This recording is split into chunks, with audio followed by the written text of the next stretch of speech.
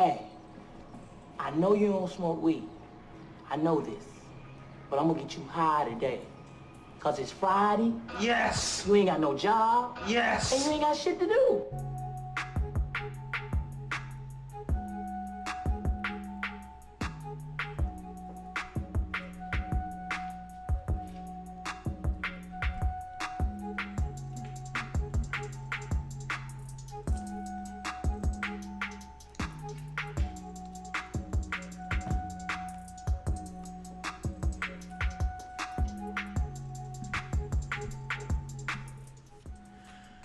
And we're back.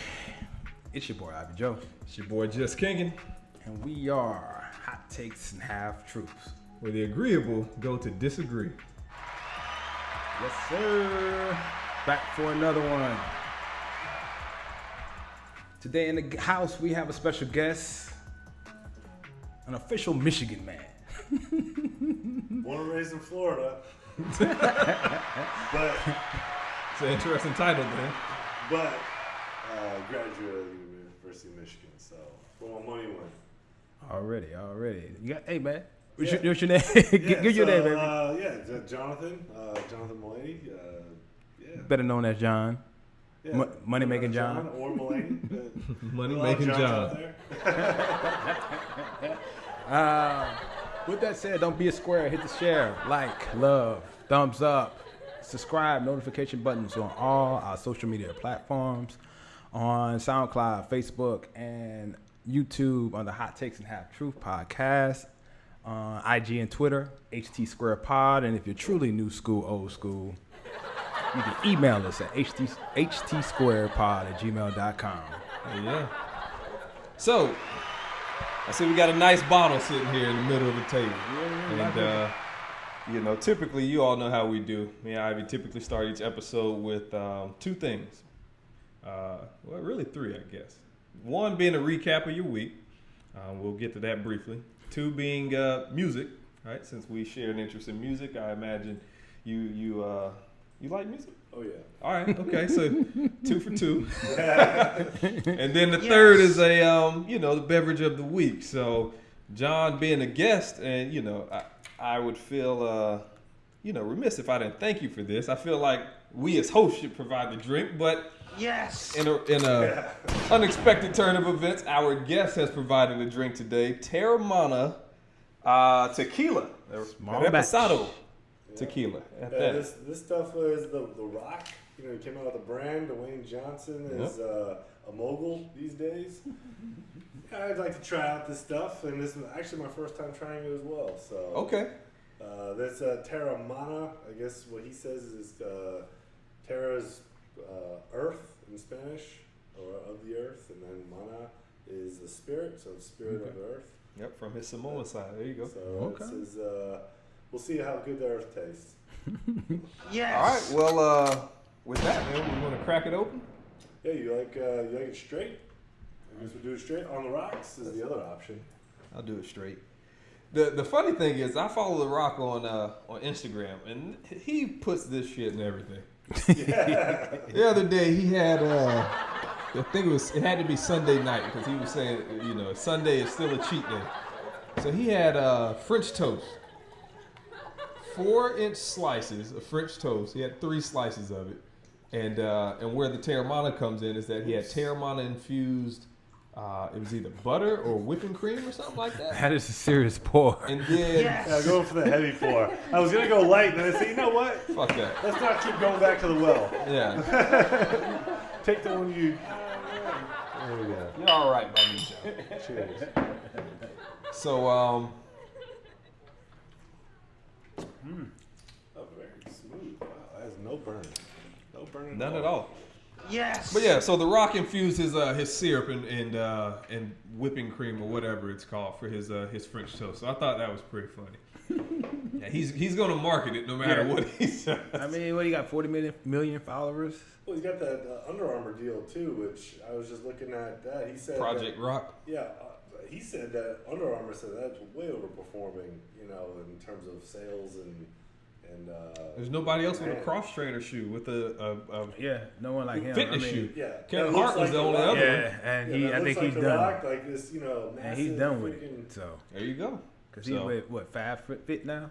Yeah, Fabletics. Fabletics. He made. I mean, that Nike deal. I'm sure that was just an exclusive sneaker deal. I'm sure it doesn't impede in anything else. I didn't see him advertising any clothes or anything. But yeah, The Rock has carved out a niche in that area of, I guess, athletic footwear. Right? It's not football shoe. It's not a basketball shoe. Right. I haven't seen a signature baseball shoe since Griffey, so I don't know if that's still a thing. So I had them boys trying to wear Jordans now too. there you go. I see a couple players playing in like 11s and the 12s, but yeah, man, very good tequila initially. Smooth. Yeah, But I like Reposado. If I drink tequila straight, it's either Reposado or Añejo. Not doing that plata. That stuff is strong on the burn. no Blanco. I mean, if you go like Claro? Clase Azul or something like expensive, Yeah.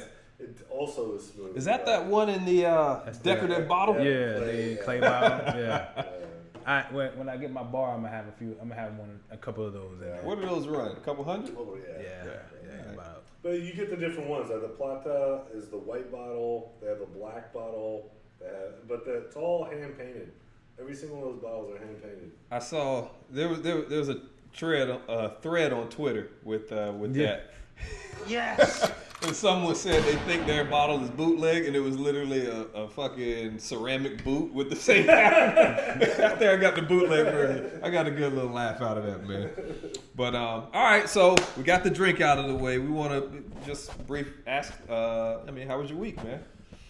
This week was a short week actually, but it was good. I actually dipped out of work on Friday, so I stepped into a 4-day weekend. Yes. Back to back. That- Oh, okay. Yeah, so it made it, just the week short. Last week, Yeah. Got some golf in, which was good. Yeah, you did. I ran into between you the on Friday rains, night. I felt a little depressing this week with all this rain that was going on. Yeah. But I will say, Yeah, Memorial Day weekend in Florida is The park. for it to rain nonstop. my all pond weekend. needed all that water, though. I will say that. Now the fish are back active. Yeah, it was. Yes. It didn't feel like it was going to stop. I wanted the barbecue. That shit could have held off for a week, man. You had to get it on Friday and Saturday, and Sunday, Monday. Yeah, it was done. That's why I Even rolled. Friday and Saturday. Every time I felt like doing it, I'd go out and get the coal and stuff and start moving towards outside, and then you get a couple drops, and it's like, you're not going to, are you? And then it starts coming down more, and it's, all right, back in the house. Use the oven today. All right, what about you, man? How was your week? It was a pretty good week, man. I mean, we had some pretty good presentations at work. Talked to a few customers, got good feedback, and so it was pretty. Professionally, it was pretty good. As far as like getting out the house, it is what it is, and it's COVID, situation. Finally got back into the gym today. Today was my first day back. Where you at, LA? Yeah, I'm still there. I would have been like, I was waiting on my mask to get in because last time we talked, you mentioned you're gonna have face covering. And You gotta stuff. wear a condom to go in there right now. Yeah, basically. So They checking at the door, man. when I try to, so with that in mind, I was like, I'll just wait till I get my mask come in, and so I walked in today and ain't no one other than the people that's working in there got on masks. I was like, man, I just wasted the whole week this week on this shit. Look, they might as Pretty well. busy? Not really. I mean, but it had people in there. Yeah. It's not as busy on a Saturday. The gym rats are there. It's not as busy as it used to be on a Saturday morning. Yeah. Because when I pulled up, it was about 8:15 or so. When I say the parking lot was kind of empty, I was like, I ain't never seen it this empty. AM or PM? Yeah, PM. AM, 8 this morning. So everyone's being a little more strict about cleaning your stuff off when you're done. Is everyone like? They're supposed to, out there, but I always wipe down my stuff though. Yeah. Well, yeah, but Especially at a gym like LA Fitness, I feel like people go there. People are really working out there. That's not a Planet Fitness type of gym. I've had memberships at both, and Planet Fitness is just. I've seen people with a donut in one hand and an Arizona iced tea on a treadmill, and it's just like, what are you doing?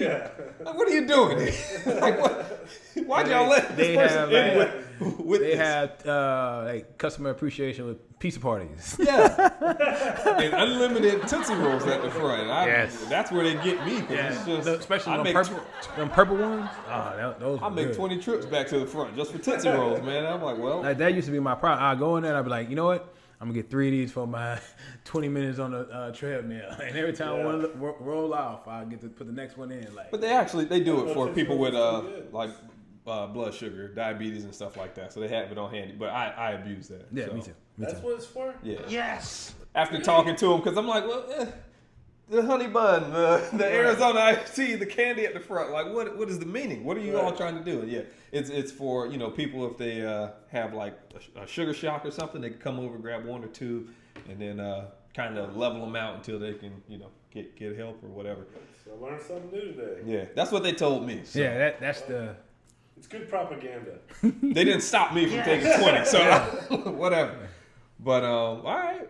Yeah, Champ said he went to LA Fitness. He said he had to wear like a spacesuit though. So I don't know. I don't know if because the thing about it is they didn't stop me from because I put my mask on.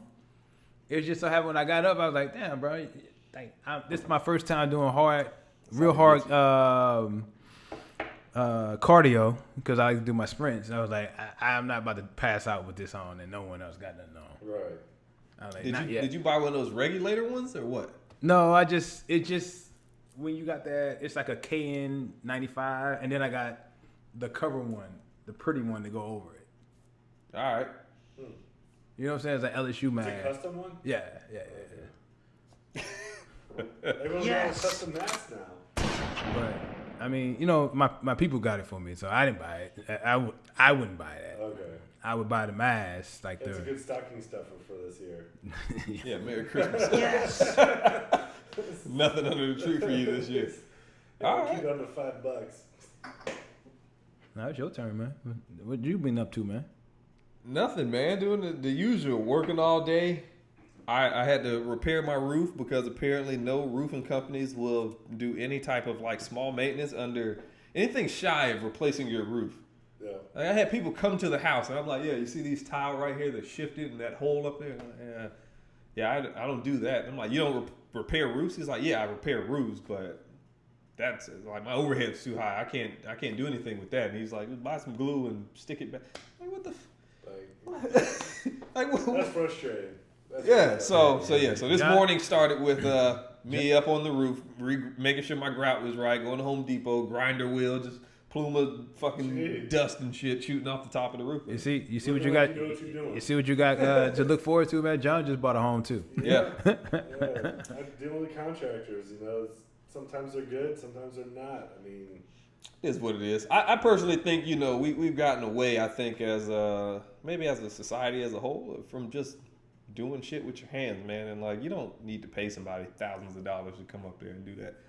I mixed it up. I did it pretty good. If I watch a video or something and compare it, it's like, okay, yeah, I could have did it better had I had all the tools they had. But for what I needed to do, there's no longer a hole. My tile are not now aligned, and the mortar's in, and it's dry, and it's the same color, and it's what it is. The roof is just a different place to work. It's a danger zone. It is. I ain't going up there unless I got to. And it's hot as hell. Yes. I'm up there. I'm trying to get down the ladder, man, and it's literally on the archway leading into my house. So the little entryway. Okay. So that's up above the rest of the roof. And as I'm going down the ladder, man, I could tell that like I've been up there too long and the sun's beating on me and my back is hurting. I'm going down the ladder and this leg just starts shaking. I'm like, please don't give out on me. Yeah, don't give out on me yet, man. We got 10 more rungs. So, but yeah, man. So that's been it, man. Just working, coming home, chilling with the fam. How's the little one, man? Little one is crazy. I got 15-month. 15-month-year-old. 15-month-old? How do you say that shit? Whatever. Yeah. I'm that guy now. I hate people that say months. Just he's one. Yeah. But yeah, he's just running around and we have a good time. So I never remember what the milestones are for babies. It's like, is he talking at one? Is he walking? He's at like one? growling. He barks. He walks around, and Yes. now we're trying to teach him like animal sounds and stuff. So you go with like, this is a dog, and you go roo roo roo. So now he just yeah. Where my dogs at? But no, it's fun, man. He's wild. He is a wild kid, climbing up the couch, leaping off the couch, on the bed, off the bed. I was building, like I told Ivy, I built like some storage and stuff in the laundry room, and while I'm up there, nailing stuff into the wall, I feel him tugging on my pants on the step ladder, and I look back, and he's on the top rung of the step ladder. He's like, what are you doing? He's pissed at that, so I put him up on top of the platform I'm working on. It's secured to the wall and stuff. And he's up there sitting with me. He's got the little sander. He ain't doing nothing, but it's like he's right there in the mix, man. Yeah, he's just your handyman. He's right there in the mix, bro. Love it. So, All yeah, right. man. All right, well. Guess you been listening to anything Start with, I guess. on John? Oh man, what have I been listening to? Actually, so from a music standpoint, been in an ongoing debate. Well, internal friend group of mine, we're coming up with our top 50 rappers of all time, or hip hop stuff. That's a big list. Yeah. Big list. Yeah. He published it already, and so I've been kind of going back and forth, listening to a bunch of stuff. I think right now is nothing new necessarily, so I'm going backwards. So you and you together. He's a new music guy. Right. I mean, I love listening to music, but this past week I haven't been listening to anything new. I've been listening to a bunch of old stuff. Gotcha. And, pretty much, Eminem, Tupac, Biggie. Pac or Biggie? Who you rank higher? Pac. All right. Yeah. That's why he's on this side of the table. I knew he sat on this side for a reason, man. Got their ups and downs, or pros and cons, but yeah, it's Pac. Yeah, it's 1A, 1B, man. You really can't.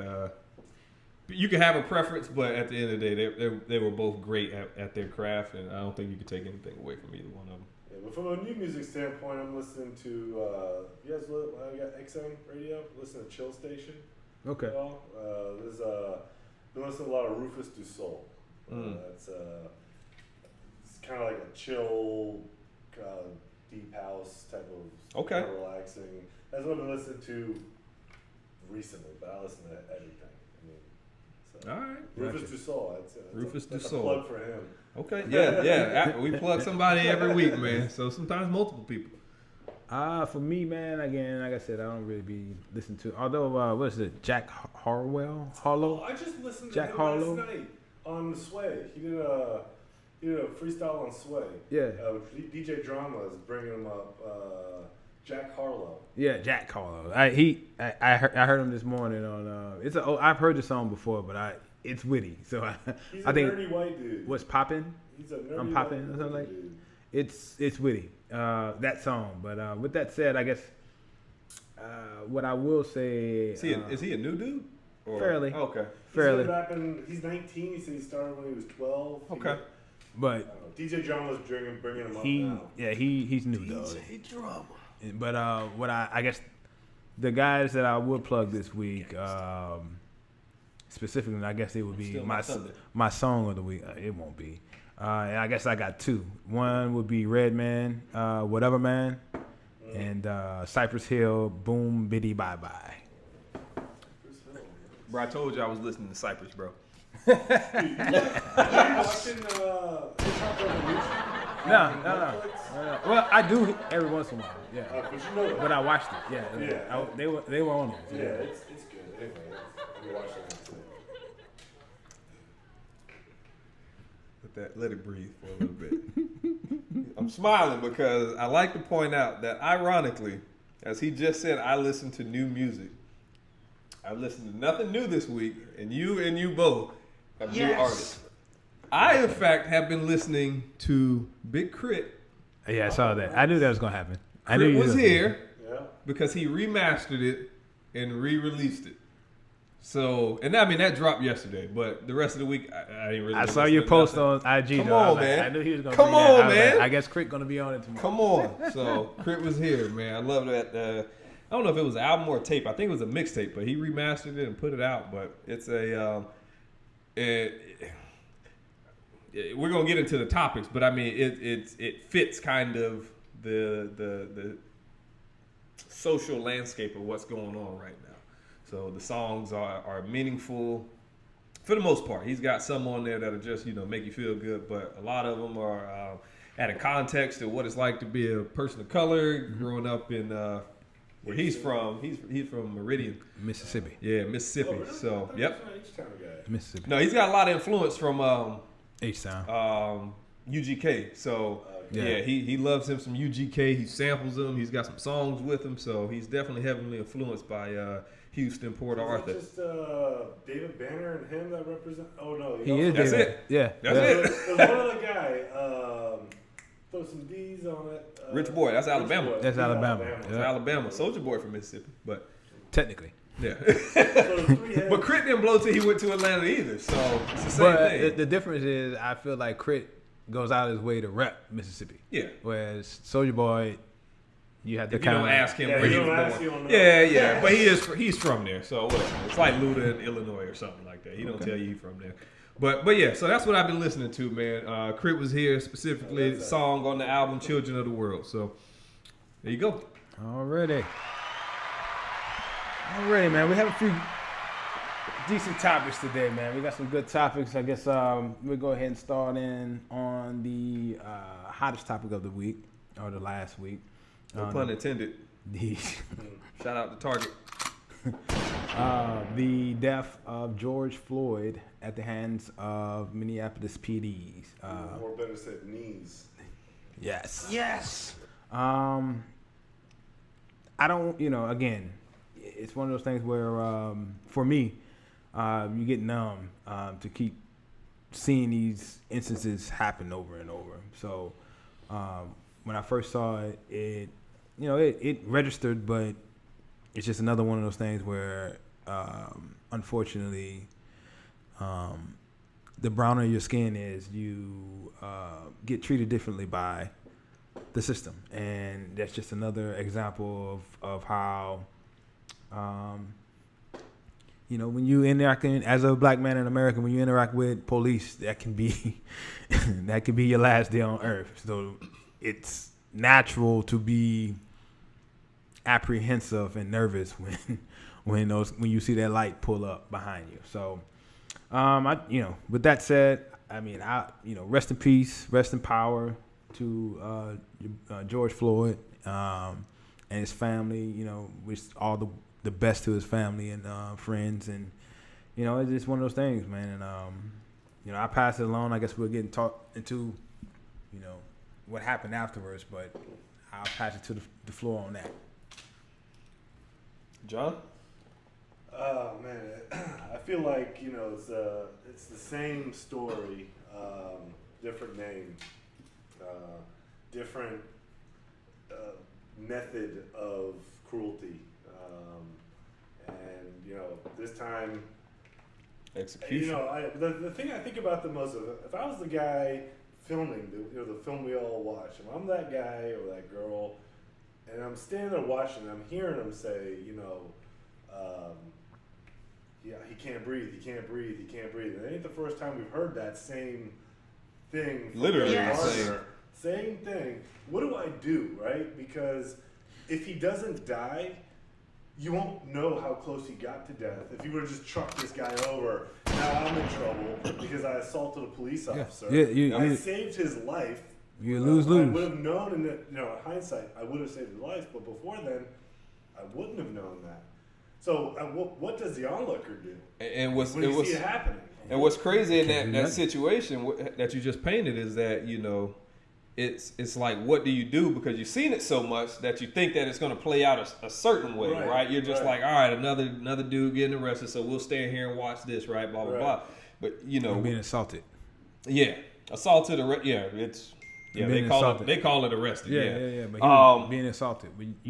I've had those same thoughts, man, to where it's like, it's like, at what point can you intervene with police, operations, and not be charged or held, Because you can't call the cops on the cops.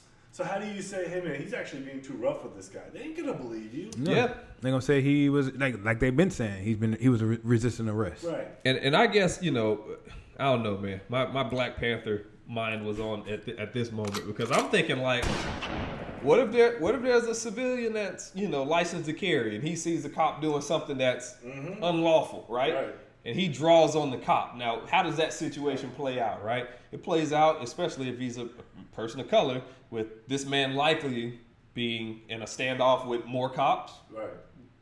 More than Situation likely 10 times death. worse. Yeah, and it's like, you know, and I just feel like, you know, the system, the justice system, the legal system just kind of looks at people of color, you know, as if they're guilty. You know, assume guilt is what I see, is that you could be doing the right thing and intervening in a cop who is clearly doing the wrong thing. And when the other cops show up, you know, if you have a weapon, it's okay, target this guy. Right. Even though the cop could have a guy handcuffed on his knees on the floor with a gun to, you know, if we start talking, you know, Fruitvale Station, out in Cali or whatever, the guy's handcuffed, right? Handcuffed on the ground, and you still shoot him. I mean, shit, the boy was handcuffed. He was handcuffed. Yeah. With He didn't get shot though, and that's why I used the Fruitvale Station example, because this guy was detained and got shot. Yeah, like So if I'm a civilian and I'm licensed to carry, and I see a guy handcuffed, and you draw a weapon on him, that looks like execution. That's no longer police. That's no longer, you know, contain the situation. This is an execution. That was a situation in Baton Rouge. I don't think it's like. I know it's Alton. I think it was Alton Floyd. Alton Sterling? Alton Sterling, where essentially he was handcuffed. He had a gun on him, but he was handcuffed, and the cops still popped him, and he was already on the ground. Still popped him. Got away with it. Legislate a solution to intervening in a police, I don't know, altercation? I mean, can that be legislated? Can there be a citizen's arrest of law enforcement? Yeah, citizens arrest exist, but the Of problem. law enforcement. Yeah, Not citizens arrest of other citizens doing bad I things. know. I think a citizen's arrest. I don't think it excludes law enforcement. I think what happens there is a. You gotta look that one up. I think that's the elephant in the chain. Yeah, fact check me. Twitter facts. Fact check me. But I think you know, half truth. At least there's an old. It's both. There is both. There's an old, I don't know what you call this, like I guess a euphemism or something, but it's like a metaphor with the elephant in the chain. It's like you could chain the elephant at birth, and then once it grows up to being fully chained, and you don't even have to chain it, could be a rope. You just have like a rope on his ankle, but not tied to anything, and the elephant won't go outside the perimeter that it's known that it can go outside of, even though it's not contained anymore. So I think that's kind of where we are mentally with the police. It's that we see wrong, we know there's wrongdoing being done, but we feel helpless against them, and we feel like, you know, there's some pressure acting against us that, like, what can I do? Like, there's even though there is something there, right? But let's physically, there's nothing there. There's nothing stopping you from, you know, doing whatever we discussed today. Right. It's just the fear of what could the possible outcome be on the other end of that. Well, when you see those, I think it was on Instagram, they had a video of the police surrounding this cop who killed the guy in his house. Oh, yeah. Have you seen how many cops are surrounding this? It's like, okay, you got maybe 200 cops or more surrounding this guy's house. Yep. A bunch of other things, social unrest happening, and you almost pit police versus society. Oh, that's exactly what it is. Now it's like this, okay, he's one of us, he's on our fraternity, he's not, even though he's a civilian too, he's a police officer first in their mind, and they're going to protect him. So now you got this almost civil war happening between law enforcement and, you know, so how can you go arresting, how can citizens go be arresting this powerful fraternity? Yeah, I don't, in that situation, it wouldn't be a citizen's arrest. Because, I mean, you'd have to bring a lot of citizens. But well, not that situation. I'm just saying, if you ever were to go and see that situation happening again, right? We go outside, there's some foul play going on. and we three walk up, what do? Do we film it? Okay, someone films it. But when do you stop and save that person's life? And that's kind of what I was, trying to like show. Yeah, but it's one person versus 3 people versus a person with a gun. Like the odds. Yeah, they might not be drastically in our favor in that instance, depending on how it's the never shot going to be in is. your favor. No. You're always assaulting a police officer. Agreed and disagreed, right? Because if we detain him, one, that's not an assault. If I say, hey, this guy was handcuffed and you drew a weapon on him, right? And you were being aggressive with him, right? So, but what I think it is, I think it's a mentality where, again, he's armed, I'm not armed. I can't do anything to remotely look like I'm assaulting this officer or that's going to come back. Mm-hmm. But if there's 50, 60 of us, right, and we say, hey, enough is enough, right? This guy's detained. He goes over there. You need to move over here and step away until backup gets here and then so we can de-escalate this, right? That's a different kind of situation. Right. It's not assaulting us. It's us placing a physical barrier between the officer and the suspect who is there. It's like put him in the car. You have to move the police officer. Yeah. You won't be able to do it without touching him. The second you touch him, they're going to call assault. Or, even worse, the second they feel threatened. Yes. That's the shit ass output where they say, oh, I feel threatened. Well, why are you a cop if you feel threatened by somebody who's not even armed? That they're detained. How do you feel threatened? I agree with you. You shit-ass motherfucker. Yeah, I agree with you. But I also think that we have power as citizens, man. And in a lot of these instances, for however many, cops they have, I mean, they're 10x, 20x citizens. There should be guidance. There just should be guidance from whatever leadership that is leading this charge. Citizens, when you see this type of stuff happening, this is what you ought to do. Don't just film it. Do that. I think this is the guidance that we give you. So at the end of the day, if you do that, you can say, but I'm just following the guidance. And it gives you something. I think there is guidance, but there's you making a personal decision. It's a move. They move the goalposts. I'm about to say. I'm sure they're gonna say it's a slippery slope. Yeah, they move the goalposts. They antagonize you, and then when you respond to their antagonization, right, you're assaulting a cop or you're resisting arrest. It's like if a cop is being physical with me, and I have stories just from back home and in Orlando where. I went to 3 high schools, right? So whenever they would play football games against one of the 3 high schools, I'm back and forth from sides because I know people on both sides. But there's one instance at Apopka. I go to Apopka at the time. Evans is visiting Apopka. My mom, to this day, works at Evans. So I go over to the Evans side to say hey to all my friends. Me and my friend Pears go over to the Evans side to say hey to all our friends. And then we start walking back to the Apopka side, the school which we attend. And 4 cops jump down on us. This is where the hell you think you're going? I'm going to go sit with my friends. No, you can't go to this side. It's like, what are you talking about? I go to this school. You don't go to school. This is bullshit. Radio backup. Now it's 6, 8 cops. And it's like, what in the hell is happening right now? Right. I'm in 10th grade. I came over here to say hi. I'm just walking. And now all of a sudden I'm surrounded. I'm being pushed, shoved, nose to nose. This guy spitting in my face and stuff. And it's like, okay, so if you push me or if you get too rough with me and I defend myself, now I'm assaulting a cop when in fact the cop was the aggressor. Yeah. Right? And that's the, like I say, unfortunately a lot of us have similar stories to that. And that's the rope around the elephant's foot that I'm talking about, is that you were proven wrong. You were I don't know the word for it, but it was like you were stonewalled in a situation where you were in fact correct. Yep. But then going through that, you learn that, like, no matter what I say, they're going to take this person's side.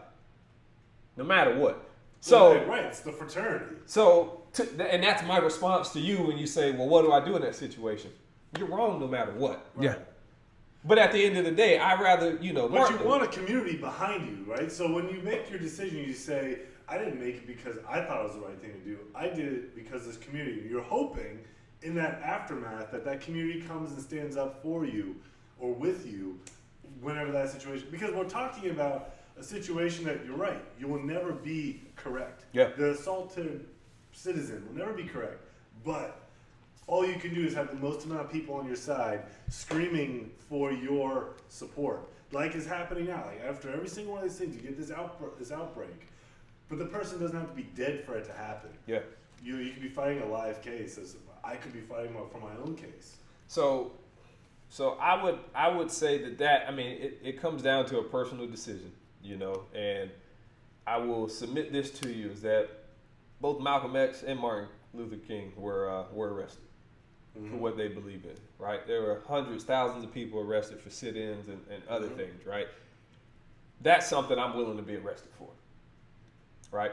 The sad part of it is that if I rush in there and just charge them off and say, hey, man, enough's enough, like, let them up, let them breathe, put them in the car, something, right, and I get arrested for it. Right. The scary part of that is that the whole situation might flip, and then I might be the guy. You the guy. Right? You the guy. And it's like, what do you do? Right? Damn, I had something in the microwave. And if you like get a bunch of people, hey guys, let's bum rush these, these cops are not doing right. Let's do it. And, you're the ringleader now. Inciting a riot. Yeah, but when you got numbers, because I saw a cop get stolen on Twitter. The guy was recording. The cop took his phone and slung it, and he fucking stole off on him and slept his ass, and he got away. So he tossed his phone, and dude just next thing you know, you just see these little tactical boots sideways, and another cop swing the baton, but he didn't chase after him. But it's like, you got what you deserve. At the end of the day, what did they tell Rocky about Drago, man? He's bleeding. he's bleeding. He's a man too, and it's intimidating when they put on all the armor and they got gas masks and they come out with tear gas and stuff. It's definitely intimidating. Would you join a local protest, knowing what's happening right now and all this looting and kind of getting out of control with some of the protesting? Which it's not that I disagree with it. It's just. You're destroying people's businesses in the meantime. Would you join a protest and not know how it would turn out? I would join a protest, absolutely. Now, as far as my involvement and my participation, I'm there to be a voice. All the burning of buildings and things of that nature. Like, maybe that depends on the situation. This one, situation. I don't. It's yeah, this but. Situation. I don't know. I feel like, if you had a situation where it was specific to a building, I guess is what I'm saying, right? So the burning down of that Target, I don't know if there was any... Right, it's like you don't burn down the shoe store that had nothing to do with anything. Let's just say in this situation, if the Target was the employee that said, hey, he did this at the Target, right? And then let me kind of merge two situations. Let's say the Amy Cooper kind of story. Are you familiar with that one? Sounds familiar. It's the guy in New York who's bird watching, and the lady had her dog, and then he's like, "Hey, can you leash your dog?" And she's like, "I'm going to call the cops, tell them a black man's assaulted me." Right. Yeah, if something like that happened at a Target, and the employees are doing shit like that, fuck that Target. Right. I feel like it's specific to that space, and in that situation, I don't have the same kind of remorse like or guilty by association. Guilt that's going on right now. But like, you see people smashing windows at the AutoZone and then McDonald's. They saved the Waffle House, so shout out to them. Yes. They had a line. They were locked in unison at the Waffle House. Like, not here, not here. Please, next door. You know you want to eat here after you're done with this. 20 South of biscuit. But something like that, I can see. Destroying a building. In this situation, I don't know how I feel about it. I feel like this is the result of a situation. So I don't feel bad that it happened per se, but I wouldn't do it in this situation. Okay. Right? The ends don't justify. I'm kind of on that, but I think that's right. As funny as it is, rioting is as American as apple pie. Right. You know what I'm saying? That's how we started. That's how the whole country started. You know what I'm saying? So in that instance, and it's essentially the same situation where, the citizenry at that point felt like they were being, ran over by the system, and they wanted some respect. And they wanted respect. We typically do. You know what I'm saying? That's there to be finished. So. You know what I'm saying? So in that instance, that's one part of me that's like, we could do better than tearing down our communities. Right.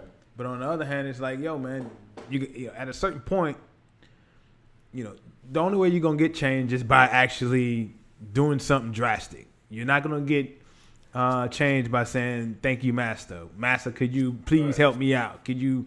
You know, like your boy, I think he said, you know, that's not a chip on my shoulder. That's your foot on my neck.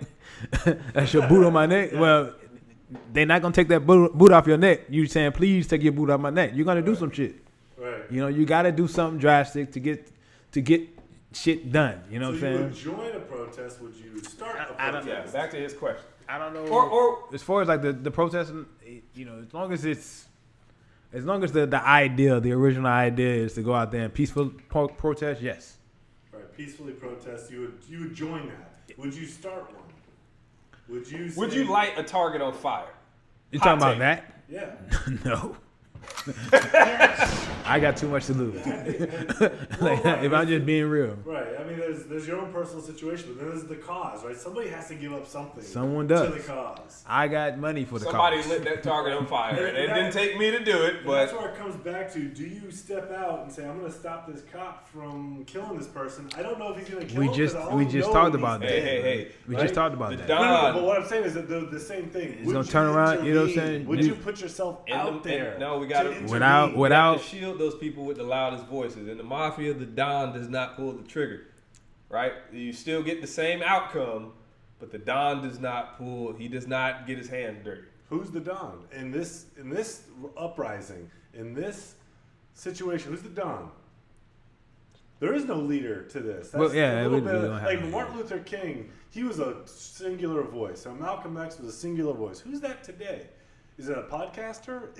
we don't have one. It is hot takes and half truths. Damn it! Yes. It's gonna be. And you heard Ivy say it here first. Do not burn no fucking target in the name of Joe Ivy. Rogan. You know, he's got the biggest following, and you know. You telling me that's Joe Rogan's followers out there burning down the targets? It could be. He could probably direct traffic like crazy. They come after me hard, man. Like I'll comment on some of his clips, and I wake up in the morning, I have like 2 or 3 fucking responses, and they always something like, "You're an idiot." I was like, "Thank you."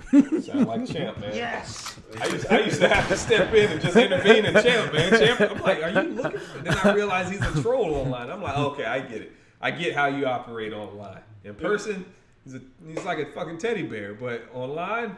He's just like I'm not touching you. I'm not touching you. I'm not touching you. Don't touch me. That's him online, man. Maybe that's the role of a podcaster, is to help direct social traffic.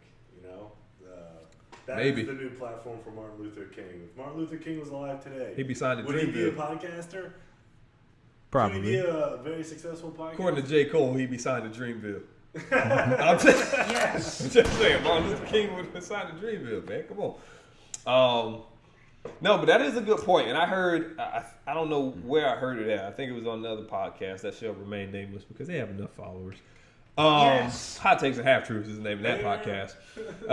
Yes. Check them out on SoundCloud and YouTube. But somebody said that, you know, we are, and by we I mean people of color, we're divided for some reason, right? Whether it be culture, you know, we're divided by culture. We just lack that. We lack the empathy to see that we have more in common than we have. And what's the opposite of fucking in common? Different. Different. Uncommon. We have more in common than we have differences. There we go. Boom. Hey man, we need a third member, man. We got a chair. Yeah, we got a chair. We got another chair too. I'll just use this little corner, you know. There you go. But I think that, you know, a lot of our, culturally speaking, right? What's your ethnicity? If you don't mind me asking. So first of all, I want to thank you for using the right word. A lot of people ask me what my nationality is, and I tell them what my nationality is. I'm American. And, you know, obviously, you know, people who know. So anyway, my ethnicity, if you ask Ancestry.com, it's every continent except for Antarctica and Australia. So you're not a penguin, okay? Yes. But to be more concise, my dad's Irish and Polish, Okay. and my mom is Trinidadian, which is a mixture of black and Indian. Okay. So white and black and Indian. Okay. There you go. I'd argue my wife is the same things. Yeah, but you know when I give you the Ancestry.com breakdown, it's It's a lot. Okay. All right. It's funny you say, you thank me for using the right word. I literally Googled this shit the other day because I was on the, this is a brief aside, but I was on the COVID database and I'm looking up the numbers in South Florida, right? And how they break down the demographics. And there's Hispanic, non-Hispanic. How am I? Okay, I thought Hispanic was a race, and it's like, no, it's not a race. So I'm like, what the fuck? So then I go into the races, and no Latino culture, right, is in the races. They have like white, black, Asian, like Pacific Islander, and that's it. I'm like other, because I always check. And they have like I always check other, and they have like 2 or more or something like that. And I'm like, so what? 2 or more, yeah. So I'm like, okay, so if you're a fair-skinned Puerto Rican, you file as like Hispanic white. It was interesting to me. So, but race apparently is the definition that I read and showed my wife. It talked about relating to the color of your skin. Okay. Yep. So. The future answer for my kids is just going to be American. I mean, I'm serious. Just fuck them up, yeah. Yes. Not your kids, whoever's asking the question. Right, the answer is going to be American, because what am I going to do?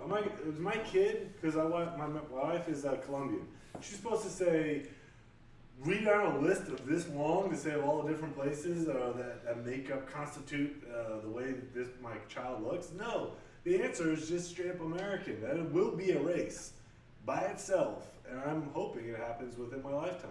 Yeah. Where you can say American, and I don't have to claim, oh, I'm Irish. Well, American. But that accent, if you go to Ireland, you're fucking American. Right. The thing about it is the only reason why it's such a big thing here is because we have so much diversity. Right. You know what I'm saying? Because most countries you go to, everyone is what they are. You're Korean. Yeah. You're China, you're Chinese. Like, for the majority of history, it's been that way. But Right. since our inception, it's always been Indians, blacks, whites, Irish. Yeah. Caribbean. You're Jamaicans who, see themselves as different than, someone from Senegal. So that's why it's such a big deal here. Or at least it's almost like a first world problem. Part of me, I disagree with you, but I digress. Yes. I feel like the way we classify things is different here than other parts of the world. Absolutely. And having traveled, I've seen that. I've seen places like South Africa that has the same, kind of diverse makeup of people, and they do. Now, don't confuse it. They do the same shit. Just a different way. They just turn the fucking wheel 90 degrees. So they had it just as bad as the United States. So they do the same thing. It's some of it. I know if you go to India, it's like class based, not race based. You ever been to India? No. It's just as diverse as the United States in terms of people who are there. They got like just as diverse. 70 languages just in the popular areas. So I would say more diverse than because of the language piece. Yep. But well, I went there for a wedding, and I also the weddings last for days. Yeah, this guy who got married was very wealthy, and he lasted a month. His wedding was a month. It started in Phoenix, and then went to India, came back to Phoenix. But I also proposed to my wife at the Taj Mahal in India, so that was just kind of a cool. I can take advantage of that. Right. So they combo that up, but India is so diverse, it's crazy. But when you look at people and you try to say, okay, what is this person? You can still use color, you can still use hair type, you can still use eye color, you can still use facial hair. I also lived in Korea. When you try to describe a Korean person, and I'll just use Korean because that's where I was. If you said, oh, she was light skin, dark hair, dark eyes, you've described the whole 90 population. 98%. So what do they use instead? They use this thing called a V line, which is the shape of your chin. They use an S line, which is the shape of your forehead. Yeah, your forehead, and they have the distance between your eyes. They actually talk about that. Are you wide or narrow? They also talk about whether or not the fold in your eyelid. Yep. If you have it or not. That's how they differentiate between people. Tall, short, sure, but when you talk about how they look, you can't use hair color. Nobody's blonde who's Korean. There's no Not naturally. Not unless, Yeah. right, not unless you're Yeah, blind. but then it's kind of obvious. It's like, yeah, Nobody the wears one that dyed their hair pink, hot Right. pink. Like, yeah, we know who that is. Right. That's one person. So, in the United States, it's easy to say that the Spanish-looking dude or the black-looking dude or whatever. Yep. But, it's hard. Everywhere does it, man. It's I wouldn't say it's unique here. I see it, in my travels. I've seen it, and I try to learn something about each place when I go there. So I'm just not like a tourist and stuff, but it's a weird yet interesting kind of commonality between a lot of different cultures. And I will say that the one thing that kind of stands out is that the darker the brown your skin, you get treated less preferable. Put it that way. That's most places. Yeah. So that is the one where it's just like, this is fucked up just across the world. Like something's going on there. There's always the in-group, out-group, right? In the in-group, if you're in the in-group, then you're good. If you're not, you gotta fight to get in the in-group or challenging. But it always seems like the darker your skin, you're in the out-group. It just seems like that's a constant, and I don't understand that. I don't get it. Outside of, say, like maybe African countries, right? Yeah. Right. So that's all. It's a separate subject, and I don't necessarily want to go there right now. But there's something to say about minority moguls and what they're doing to bring up the rest of the minorities. When you look at a Jay-Z type, or you look at a non-entertainer. Yeah, what's your boy Robert Smith? What exactly are they doing? You have all this money. You have more money than you can ever spend, and you have more money that you could even potentially one up anybody. What are you doing to drag the next guy up? Right? To create that out group, to make your own in group that does something specific. A different subject maybe for a different day, but there's a lot to say about what are they doing. Well, Jay-Z's got Meek Mill and Yo Gotti leading. Yeah, and prison reform. And that ain't enough. Yes. That is just. I tell you what, fucking 4-wheelers and dirt bikes will be legal in Philly. Yeah. Come November. The fact that I can't start a clothing line company, by just getting investment money from Rockefeller, Rockefeller founder. That's not an easy task to do today. It's not like you go to some website and apply for Jay-Z money. Some of that I don't think should be, right? I don't think you should have instant access. You have Shark Tank. Shark Tank does the same thing. I'm willing to give you money because you got a great idea. I just want to pour gasoline on a fire.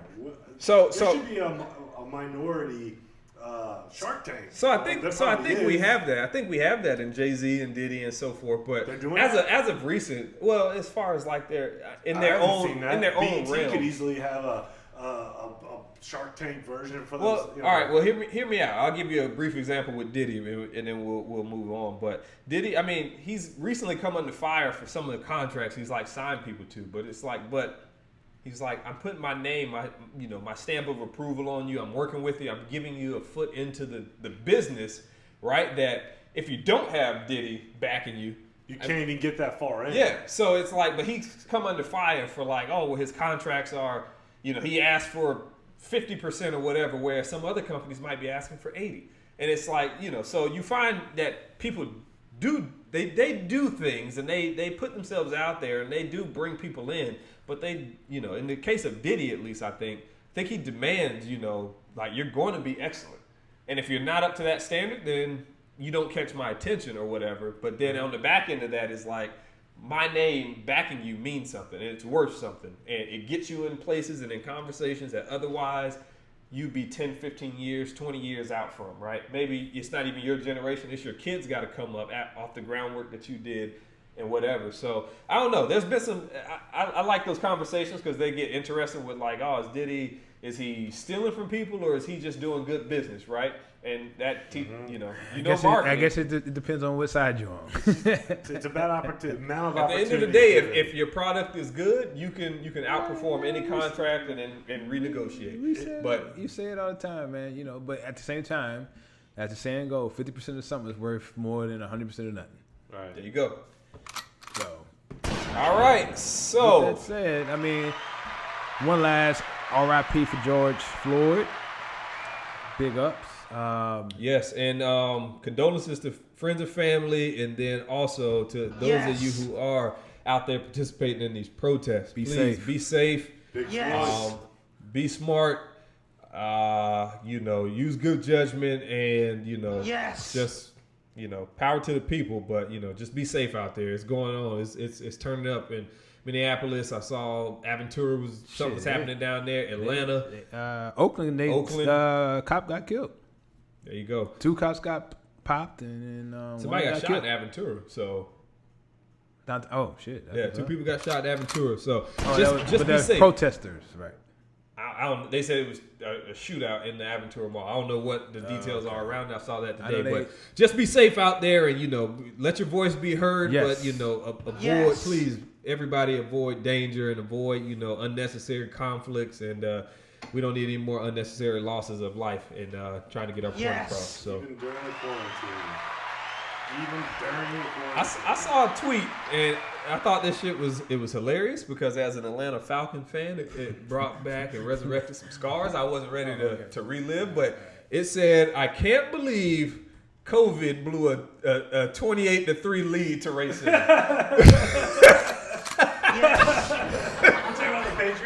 It's just like, fuck, man, too soon. I'm still not over that loss, dude. I walked out of the room and came back and we were fucking losing. Dude, I told everybody who I was watching that game with, this ain't over.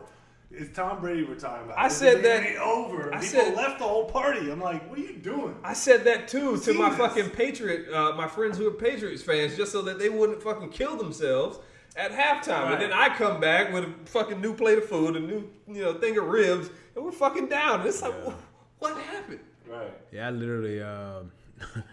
literally turned the game off and went late. That started watching something else out because I knew I was gonna have to deal with my line brothers from Atlanta because we always talk shit to them niggas, man. And literally, all of a sudden, I could see my phone just I was like, oh, these niggas already starting. And I finally pick it up. Was like, and then I realized it was my Louisiana line brothers talking shit. I was like, what? Hold on, they back on? We up? The game is back. Oh shit! Oh, they about to lose. That went from the trash to the Super Bowl, and then it was just like right back on. Like, y'all niggas can't win shit. That went from being about as bad as the Seahawks versus Denver that one year, where Denver just got steamrolled, to actually one of the more entertaining. Just like, unfortunately, yeah. Shout out to the Falcons, but. All right, man. So where we want to go next? Twitter facts, baby. Go ahead. Twitter facts. All right. So, hey, man, Twitter out here fact checking the president, bro. Yes. I'm just gonna get right to it. We offered a little foreshadow earlier in the episode when I said fact check me. So I submitted this because I thought it was interesting in a couple of different ways. So to lend some context, so Twitter introduced this new feature where they are labeling tweets to that may contain false information, right? And the initial purpose was to keep people informed with correct information and true information during the COVID-19 pandemic that has spread across the world. But as of late, we're in May right now. It's May 30th, I believe. Twitter has been labeling the tweets of the president of the United States. Depending on the tweet. Well, yes. So, the example I sent you was a tweet that the president sent out in reference to mail-in ballots and, how if the involvement of said other agencies and how they're going to be, basically rating these mail-in ballots and whatever, right? Basically saying that, hey, you put this mail-in ballot in, your vote might not be counted. It might be, manipulated or whatever else going on. And that's how the system works. And Twitter slaps this label on there that's like, yeah, this might be bullshit. This might be a half-truth. Yeah, this might be a half-truth. This might be a half-truth. So you might want to click this link and actually learn how mail-in ballots work. So I wanted to have a brief discussion, right? I didn't intend for this to be a lengthy conversation, but just initial thoughts from you all on, these bigger platforms, your YouTubes, your Twitters, Facebooks, Snap, TikTok now, whatever, because TikTok's actually getting some backlash right now. I don't fuck with TikTok. Well, they're okay. Well, me neither. Yes. I'm fucking an adult. But TikTok has been allegedly blocking like the Black Lives Matters and RIP George Floyd kind of hashtags and shit. But I digress from that.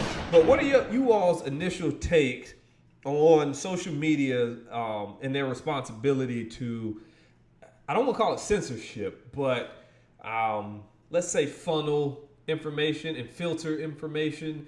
And is it unethical? Is it against the our constitutional rights for them to put these labels on people's tweets, be it the president or the World Health Organization? What are your thoughts? Go with the guess. Yeah, I think they have a responsibility to do that. Now, they don't have to tell you what the truth is. I like the way that Twitter is doing it. They're just saying, we're just telling you to click this button here and we'll just show you alternative sources of information about this topic. You can still make your own decision, but here's a quick source that you can check. I think Google, Facebook, what's another big one? YouTube, which is part of Google, Instagram, Snap, which is part of Facebook, Snap. They're by themselves. They all have an obligation. If someone's out there saying something that's blatantly a lie, and you're a person of influence, and they know who those people are because they're paying them money to advertise.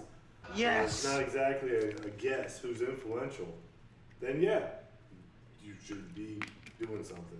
I'm not saying you gotta say what's right or wrong, but you gotta flag it as, hey, this is controversial, or hey, this isn't completely agreed to, it's a subject that matters to the community, the global mainstream community. I don't know. I mean, it's definitely a slippery slope. It's definitely a slippery slope where you get into censorship at some point. Yeah. So I agree. I feel like I think it's a step in the right way. I guess it is a slippery slope in certain respects, but I mean, it's definitely. I keep hearing censorship. I mean, you're not being censored. Your message got out there. It's just it's a slippery slope to censorship. Yeah, I give you that. Yes. Right? Because it starts with a fact check, and then it leads to we're blocking these type of fact check statements. but not even just that, right? If we think about, let's just take a step back from social media companies, and we look at, you brought up sports broadcast show. Undisputed, right?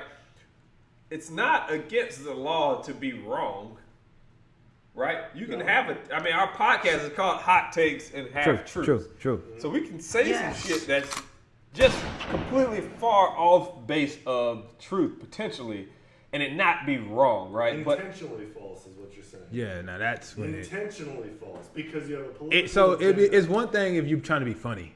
It's another thing if you like, this is working politically. And again, I brought that up just to kind of add some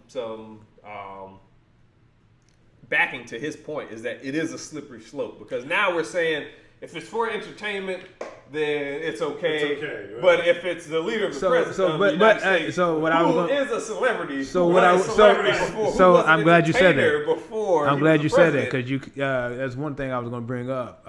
Bring it up, man. There was because this I listen to Smirkanich just about every day on POTUS on XM. And he had like a question basically, because it was about this. Is this wrong? Is it right? What would be a right way of doing it? And one of the callers came in. He had a good solution for it. Essentially, at a certain following number, like say 300,000, you're an influencer. So now it's like, we have to check your shit. Right. Because now you can kind of influence a lot of people. Like, if you just some motherfucker on here with 100 people. It's measurable. Go ahead. You can measure how influential you are. Yeah, just go ahead. You know what I'm saying? Knock yourself out. Pay you. And in that instance, I think that's a good idea. And in that instance. Who is the arbiter of. But in that instance, you put numbers on it. It's like, hey, 250,000 followers. Or not true. Yeah. Right? Well, because from one perspective, the Black Lives movement, Black Lives Matter movement is real. From another perspective, it's just an ungrateful group of people, It's a terrorist group. who are just terrorizing. Well, I mean, and so, both could be but true from their own perspectives. but that's what you're taking. It's in that instance, I think it's more about an unbiased opinion Who's on it. unbiased? But Because there's you don't know- inherent no, bias no, in no, everything, I mean, and depending but- on who you ask. And But I mean, Black Lives Matter isn't a terrorist group. I mean, hell, the FBI doesn't have them on on the terrorist group list. Okay. You know what I'm saying? So Like, the so FBI there are lists But for terrorists. again, to his point though, is that at the end of the day, right? There's one person denoting. Or Right. somebody, some One entity person, saying, right. "Oh, this person's okay," and they may have inherent biases. Well, about I mean, themselves. so in science there is inherent knowledge. So if it's inherent knowledge, like that, basically everyone agrees on it. Well, there's Well, then axioms. it's That's boom. An axiom. But An right- axiom is an axiom in science is the lowest common. But there is that though. An axiom But there is that old weird looking Isuzu that I mean- you describe using the features from a Korean. You know what I'm saying? Like, but there is like that there issue. are those type of facts though. There are those type of facts that when people have statements that fall in line with known truths, Right. that hey, we don't have to disagree on that. And it goes both ways because there's probably gonna be some shit on the left that they want to say that they want to push, like you got all these fucking like vegans saying that vegans is the vegan diet is the best. Right. I'm sure they're gonna hit some people with that Twitter fact All on right, that. be careful how you talk about my wife. Hey man, I'm not talking about no one in particular. Her ass I'm was- just saying. I mean, you go to the anti-vaxxers. The anti-vaxxers. Yes. You know what I'm saying? I'm never gonna put any of this stuff in my body. You know what I'm saying? I like And they look, get And that's smallpox. a truth for them. Right. I'm just saying. But it's still a truth for them. But Who's to say that getting vaccines is the right move?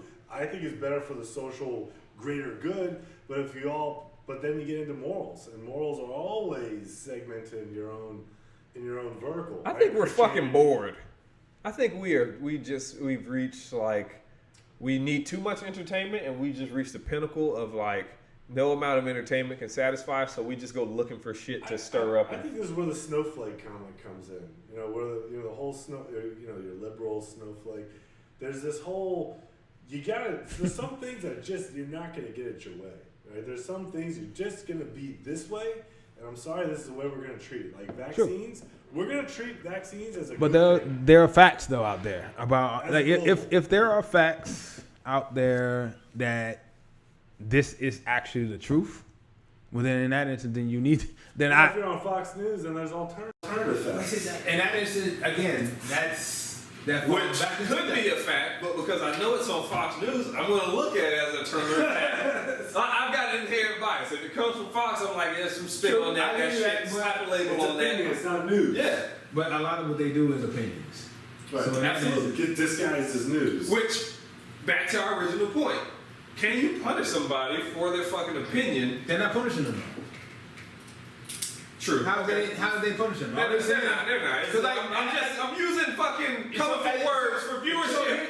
And I'm glad you brought that up because That's a good point. But should be looked at. punishment. I think in the big picture, Unintentional, great point. in the big picture, like we all say, we have the freedom to say what we want to say. I never said that. I mean, what is that? The First Amendment. There's free speech, but there's Free limits to free speech. You Exactly. can't- Hate speech is Exactly, free. and that's exactly what that Speech if that you- incites if you violence. spilling out unfactual shit, Right. and it's like we have actual documented proof The that thing that's is not that free factual. speech isn't free from consequence. So you have to own the consequences for your speech. if I You can't own- just say what the fuck you want and then say I don't have to live And with in my results. business, if I That decide, was spoken like a true American. exactly, I hear that. You know what I'm saying? Like, but at the same time, that goes back to that Twitter fact stuff. That means you don't have the right to just spew nonsense. Right. Especially when you're intentionally trying to oppress somebody or some group when you are in a position. So I mean, it's definitely a slippery slope. I mean, this is the gun rights argument. If you take my pistol, if you take my AK-47, you might take my pistol, then you might leave me with nothing because you regulated any kind of legislation on any form of gun rights stuff. You touch gun rights at all, you mess with everything. It's a slippery slope till I have nothing. Yep. It's the same argument. So if it applies, I think if it applies that you can have a slope where you say this is where it starts to infringe, you can make the argument this is where it infringes when we start actually blocking your stuff like they did. Twitter did that. Yep. They said, when Trump said you loot, we shoot, or whatever the actual It can text be was, interpreted as whatever. they say that incites violence or whatever. There's a line. Violence is a line. Yep. So, True. But Yes. just telling somebody. Problem is that we've gotten into this space with legalese, and people are like, okay, well you can say this and that doesn't mean this, but it infers some things, and that's kind of back to your comment earlier about like the KKK, and it's like, we're having a monthly town hall or something like that, and it's like you fuckers are going to burn a cross and lynch somebody or something like that, but because you phrased it as scarecrow, but because you phrase it as something, it's like it can't be decoded as something else. So I think it comes down to feelings. It's We like record? if this thing hurts your feelings, like an LGBTQ type of topic where they're like,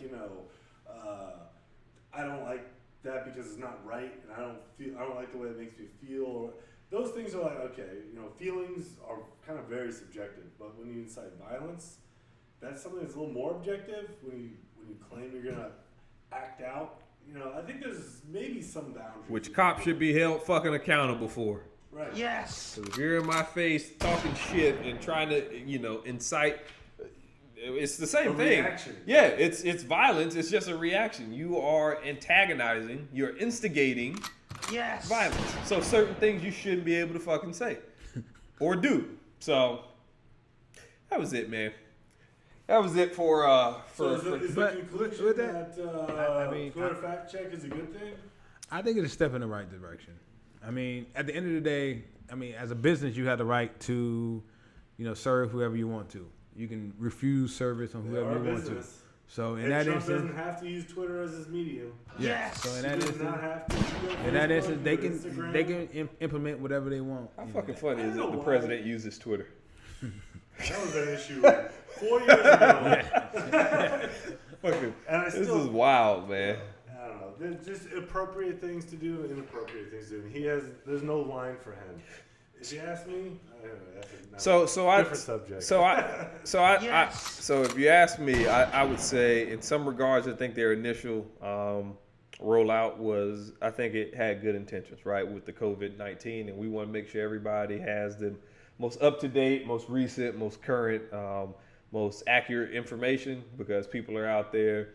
You wear this mask, it won't spread, it won't do this. If you do this, it won't do that, and it's, you're all over the place. We're jumping, depending on your source of information. You could be, fucking game of Pong every day, back and forth between masks, hand sanitizer, this soap, that soap. There should be a thing where if you got tested within a certain amount of time, and I don't want to go to like some Nazi Star David, you gotta wear this on your badge, but there should be some way to say, hey man, I've been tested in the last X number of days, weeks, months, and I'm good. And I've been retested. So I don't need to necessarily wear the mask or do all these extra things because I know I'm not carrying. I've been tested, I've been validated. Now I know there's this time period between, but you can't test every day. You're not going to do that. Who's going to do that? MMA fighters. Right. Yes. Dana White, man. The Test every average day. Joe citizen, the average, whoever, there should be some kind of way to say, look, I'm good. I validated my shit over here. But I think that, we can That's get what into gives some you of the the right to not protests have to that wear have been the out mask. there, right? Some of the protests where, for some reason, they had guns. I'm not sure why they had guns at these protests. Yes. And why none of them were Because shot. they're But protesting the right to bear arms. No, they was protesting the right to get their haircut. and wear a mask, yeah. I don't want to wear a mask. But so that's kind of the same thing, right? You start making up these rules where people have to do things, and then you're going to get some, number of the population that disagrees or whatever. But all that to say, I think Always a critic. I think Twitter had good intentions, and I think their intentions were to, again, level set the information so that people on Twitter, users of Twitter, could get accurate information and stay safe. So I think their intentions are good. It is a slippery slope. I think it's funny that Trump has been getting slapped with the label because I've seen more Trump tweets slapped with it than I have anything with related to COVID. So I thought that was funny. And it'll be interesting to see where it goes from here, man. So you follow Trump? No. Actually, I don't. I do not follow him, but people, retweet and say, I got somebody cussing him out every day. The news follows Trump yeah. for me. I was just asking. I don't need Yeah. a dang thing for And if I did, I mean, you probably should, man. What they say, the enemy, what is it? The keep your friends close, but keep your enemies close. There you go. So, fuck, I want to know. When the looting start, the shooting start? Oh, All shit, you I need to gotta bring do my is 40. Make sure the people around you vote. That's all you gotta do. Yes. Whoever you can influence, you gotta drag them to the voting booth yourself, make it a party. That's all you gotta do. You ain't gotta do nothing else but make sure the people you can influence follow. I'm doing it. My wife doesn't vote, really. She don't vote this year. And my cousins just came up. You doing the mail-in ballot? Let me send you a link I later. prefer the mail-in ballot because I really just don't want to go anywhere. Not because of COVID, just I don't want to go to a voting booth. It's not practical for people who have like 9-to-5s anyway. Right. It's just Yes. it's more practical to just get the mail-in ballot, send it in. We should have a national It should be a holiday national on holiday. voting day. And It if should be a national holiday. But Easily. And if you have any trouble the deciding on problem who to is vote Republicans will never vote for it because they know if people are willing to go, if people have suppression is a time, real thing. if people have time to do it, they're gonna lose. They know the country's More more than that. liberal than they want it to be. But anyway. So, and I just like to point out that if you're having any kind of issues deciding on who to vote for this election, you ain't black. Yes. Just thought I'd put that out there. You ain't black if you are struggling to decide. Peloton thing is pretty interesting. I've not ever seen this before. Yeah, a bunch of celebrities running a Peloton race for 20 minutes. Invest in They're Peloton. competing right now. They're all competing on the right-hand side of your screen. The swimming guy is doing better than Gordon Hayward, who plays basketball. Makes sense. Look at Well, that. yeah, that makes sense. That makes sense. No, I'm not saying. Yeah, I will say Booger being up the there woman is who's kind doing it. I'm of just saying this is pretty interesting. I'm saying the fucking golfer being fourth is This is a interesting. COVID output. Booger is a This fucking direct D result. tackle though. Booger Yeah, but he McFarland- actually runs Booger in his McFarland's sport. Still really in shape for the record. But he The guy's runs. still His playing. sport has running. Golf Short has speed. no running. There's Short no spurt. running in golf. They Short actually have a spurt. cart Yeah, to well, get no, you no, from one hole to the but other. not professionally. You have to walk the course professionally. Oh, boo-hoo. It's actually harder than you think, man. It's hard. That shit ain't hard. Hey, you just heard him talk about going to play golf later. Nah, I believe it, but it's a long distance, but you don't got a fucking 300-pound guy pushing you. It's like race car drivers. Are they No. athletes? I don't think so. No. I would consider they're competitive, but not athletes. Yeah. All right. They still. I don't know. If you I'm if not- you can bench press 500 pounds in NASCAR, it benefits you not any. There's no benefit to There's you. some endurance about it. There are endurance races that matter. There's a 24-hour race, Rolex 24. But bench pressing don't help you with That's stand a real up. thing. It's more of a mental thing. I mean, I guess golf is too. But golf is too, right? Pitching. Who wants to say a pitcher But is an I athlete? would, but Because I will say that. what? So, but Yeah, but I will that's- say that we. ain't right. This is not a topic. Yeah, we are off. This is not a topic. But I will say I never included golfers into athletes anyway. So Yeah, no. before Tiger. Tiger Woods changed it's- that game. it's Before pretty- Tiger. McElroy, right here. This guy's Hey, see? of number 4, right up, I think it's Jupiter, Florida, right there. He's right down the street He's from right us. up the street from us, But man. Yes. look at Hey, man, It's a nice Rory. place to For a retire. That's basketball Invite me player, over, football player, Yes. golf. Look at Bubba Watson. They're competing in an athletic competition and showing up. Look at Justin Thomas. This is the top most 8, athletic 3 of them. thing Rory McIlroy has ever done in his life. I mean, maybe he's just a passion or hobby for him. He live in Gulf, Florida. And I That's don't like funny. when they make the I and the L the same. Gulf, Florida. Is that an I and then an L? It's McIlroy, right? With these sweat stains are something to laugh Well, at. he though. is Everyone's got Irish, funny-ass so sweat it- stains. But I'm may just be saying, L like, and use L. a fucking different Look at I, Rory. so I can. Is it I or is that L's? I think it's an I. I think it's Yeah, McIlroy. McElroy. That's It's an L. I, right? IL. Yeah. Oh, okay. IL. Yeah. Okay. Yeah. Yeah, they And need put the serifs on there, Yeah, or they whatever. need But to- it is. that could be his logo, you know, the N with the double L kind of thing going on, like a twin tower. If I was his not marketing encouraging me to agent, buy a fucking Peloton, I'll tell you that. And this guy, he's a swimmer. This So is a I great expect him to be the advertisement best. for Peloton. The best advertisement Peloton. Yeah, that's why I said ever invest had. in the stock. Buy. Let's see what Peloton That's a stock is buy. going. I actually think it's a fucking short, but Yo, Booger McFarlane, look at that sweat stain. He's got two faces on the bottom of his belly. They're looking at each other. Yes, they are. Yeah, man. all right. Bud So, Watson, he broke his All skull. right. Peloton stock only $40. Come on, What's the Next last up. 3 months? What's the last 3 months? on? fucking down. Down in the last 3 months? They were on the up at the beginning of COVID. Oh, they are. Yeah, They were you're on right. the up. All right. So, Next up, Joe Rogan. This is near and dear to our hearts. absolutely, man. Because apparently they're. Yeah, because we've gotten 0 so far. But yeah. So recently it was announced Joe Rogan has reached a deal with Spotify for his podcast, the Joe Rogan Experience. Excuse me. The deal is estimated to be around $100 million in value. At least. Yeah, around $100 million in value, and apparently, after the announcement of the deal, Spotify's market cap increased $1.7 billion as a result of the announcement, or at least that was a big factor. They've already made the money back. It's like when Amazon bought. Yes. Yeah, but I'm sure that wasn't built into their contract. Yeah. I'm sure Joe Rogan's got some performance incentives in there, something like that. Market cap wasn't one of them, but some of the details of the Notes. deal. Yeah. Notes. Yeah. So some of the details of the deal is that it was a license-only deal, which means that the show will not be changing in any shape, form, or fashion. Joe Rogan retains all creative control of the show. Spotify has no creative control. And yeah, Joe Rogan is just basically going to bring his catalog over to the Spotify catalog, and I think what they're hoping for. He's got 8.5 million YouTube subscribers, and Yes. apparently his 24-hour reach is usually 1+ million viewers on his podcast episodes for every episode. So he's looking to bring all that over to Spotify. Guess I'm one of them. Yeah, I didn't find any details on the length of his of this deal, this contract. So that's a detail. Yeah, that's a detail that's out there because I know we always we did this with what's your boy with the Saints, Michael Thomas. Thomas. Yeah.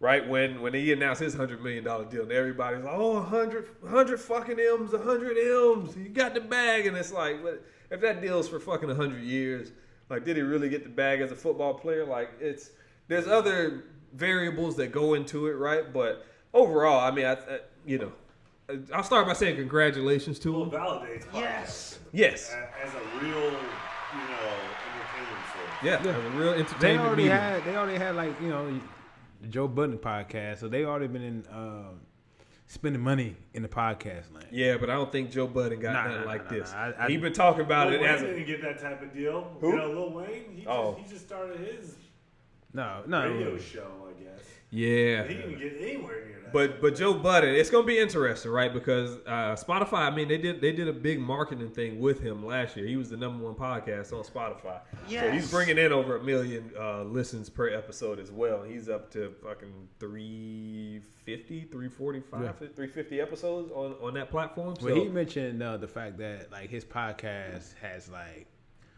4 million downloads a year, and he mentioned the download part being the special part. Like, if it, a year or an episode?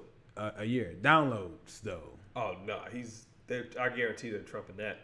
Do you think that Joe Rogan's going to get better guests than he did before because of No, the Joe Rogan been getting who he wants. That's what I'm saying. No, Joe been getting who he wants. How it doesn't get better? Right. Like it doesn't. He literally has He has all the best. CEOs come on his show and smoke weed. Like it doesn't. Right. It doesn't. I don't know. So other than the guarantee of money, That's what it is. from Spotify. I mean, what does Spotify do for Joe? Joe was his own thing. What does Spotify do for guaranteed money.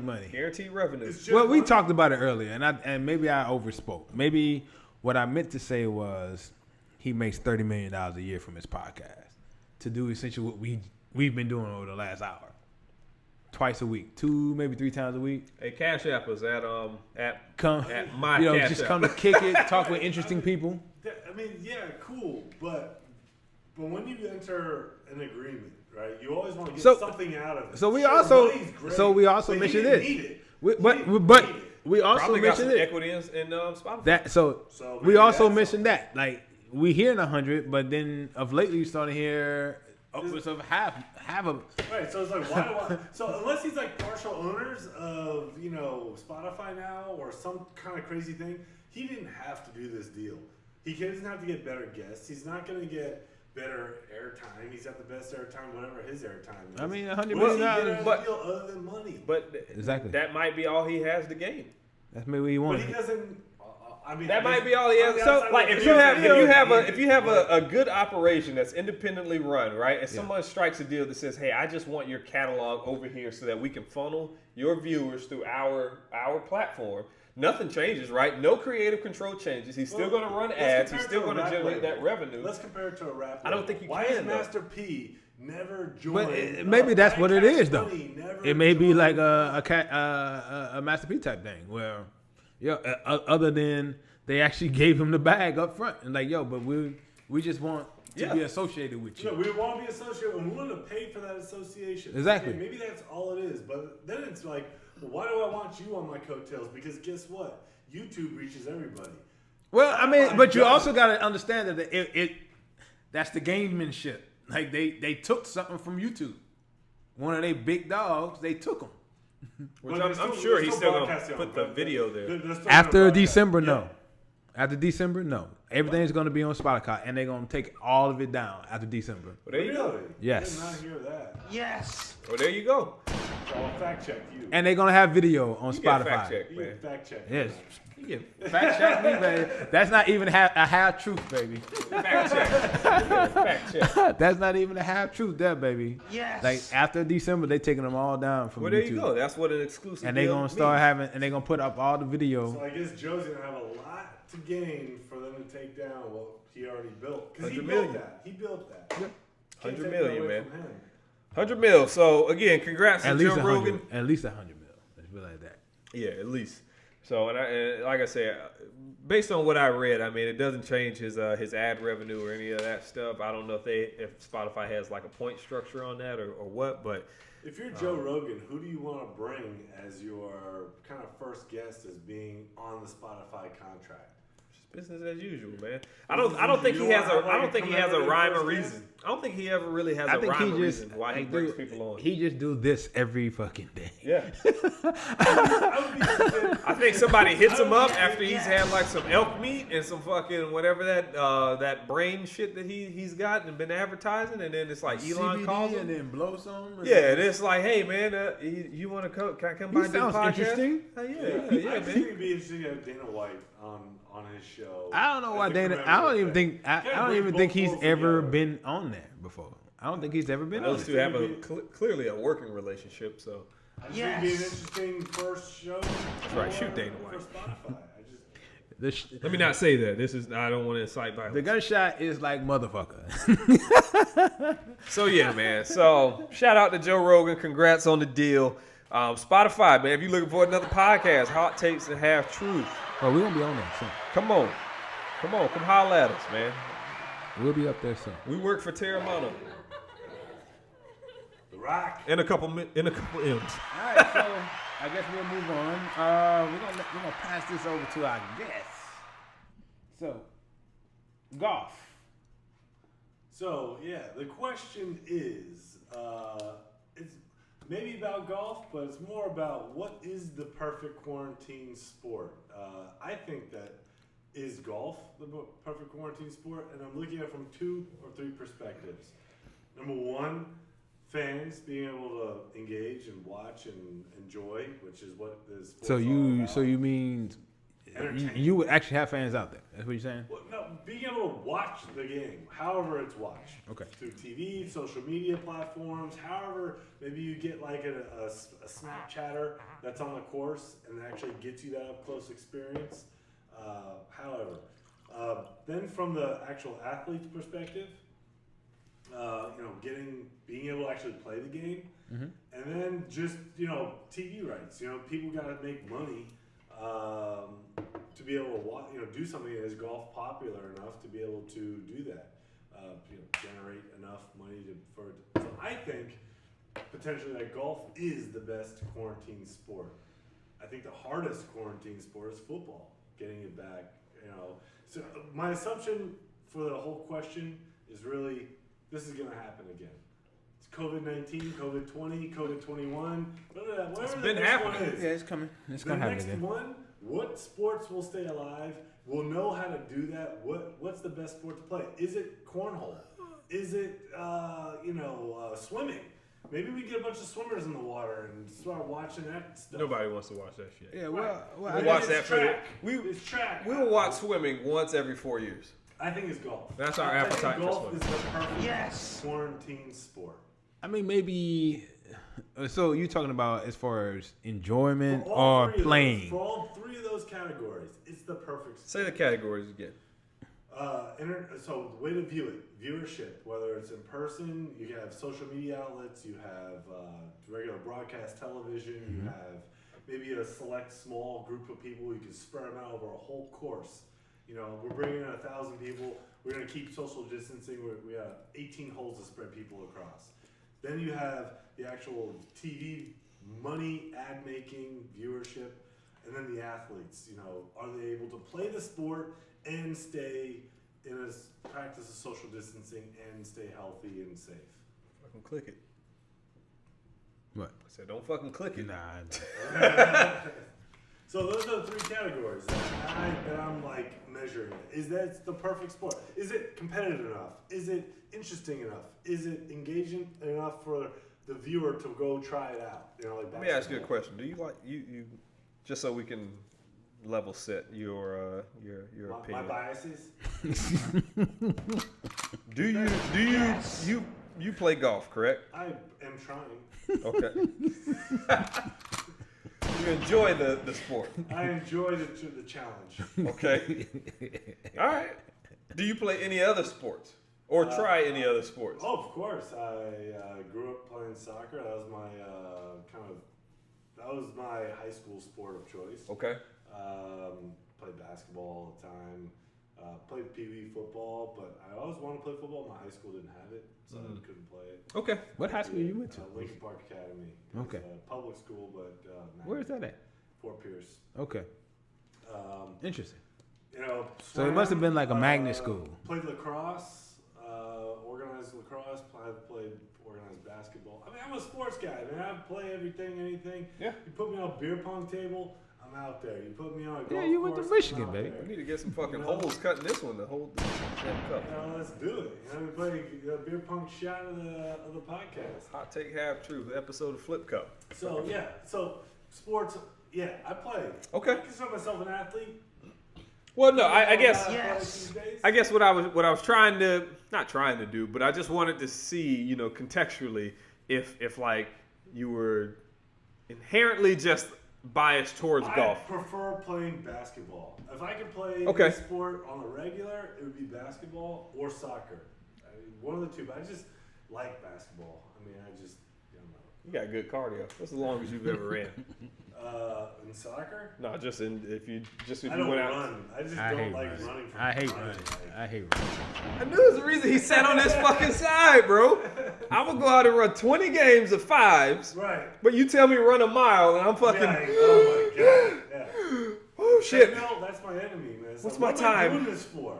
Put a ball in my hand. It's Let me been 30 chase minutes. something. 1 mile, 30 minutes. Like, oh shit, man. I'll run 20 miles in a game and be like, yo, I'm ready to go. You Outlet run a pass, marathon, outlet. I'll be like, nah, I'm good. So is golf the perfect COVID sport?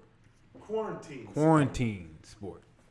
And if it's not, what's better? You tell me what's the better sport that we can play that meets all three of those criteria. We can still make money, and broadcast it is interesting enough, the athletes can be protected and safe, and the fans can have a way to engage the sport in a way that may not be only attending it.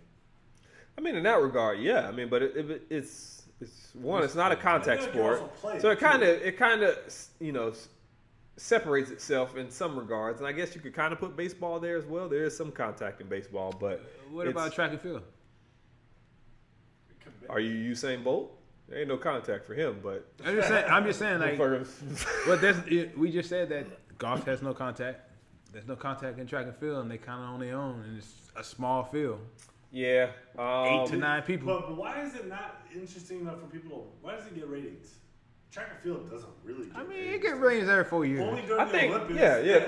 and that's what I think it is. You know, similar to swimming. Figure skating? I think Is certain figure skating the best sport? because there's no league, there's no formal team invested in developing, you know, our perception of the sport.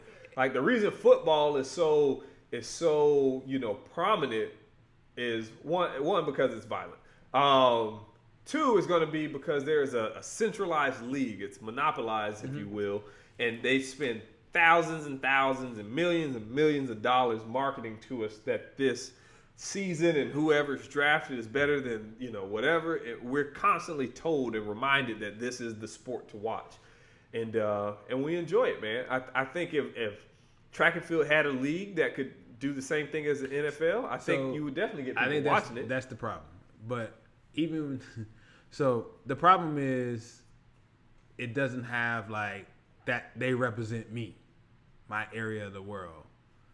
Even with golf, they behind all the major cultural connection. Yeah, like even golf, they come behind all the major sports. Yeah, even it's I would even put them behind hockey. Yeah, it is. It's not top. You know what I'm saying? It's barely top 10.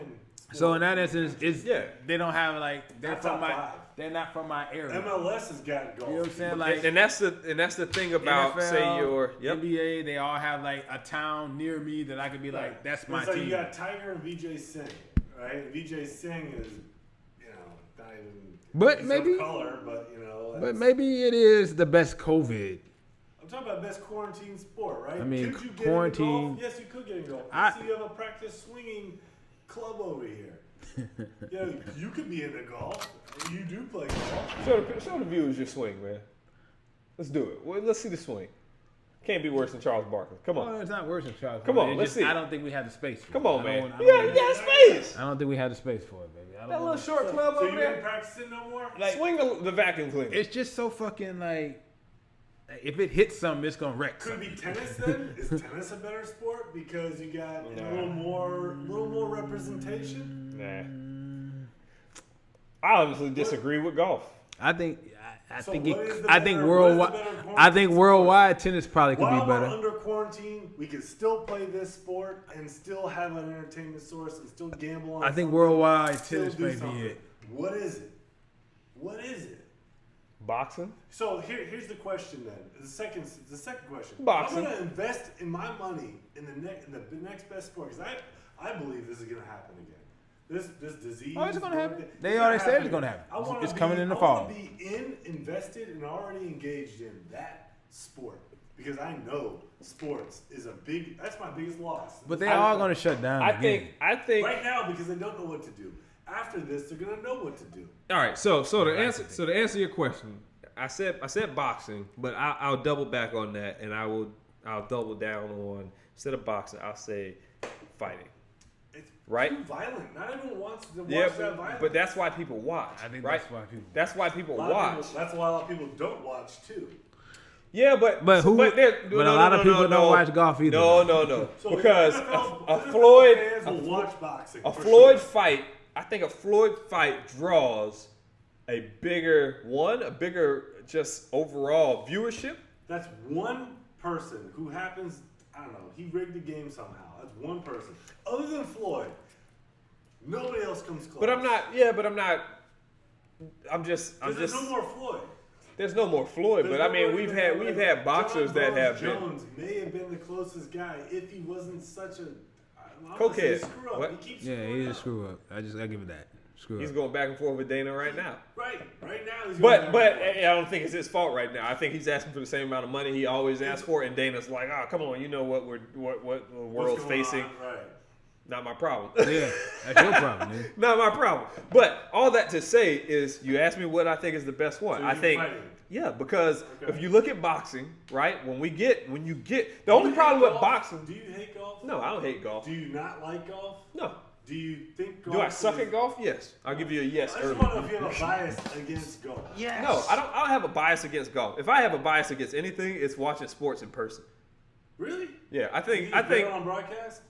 absolutely. All sports better on broadcast. Absolutely.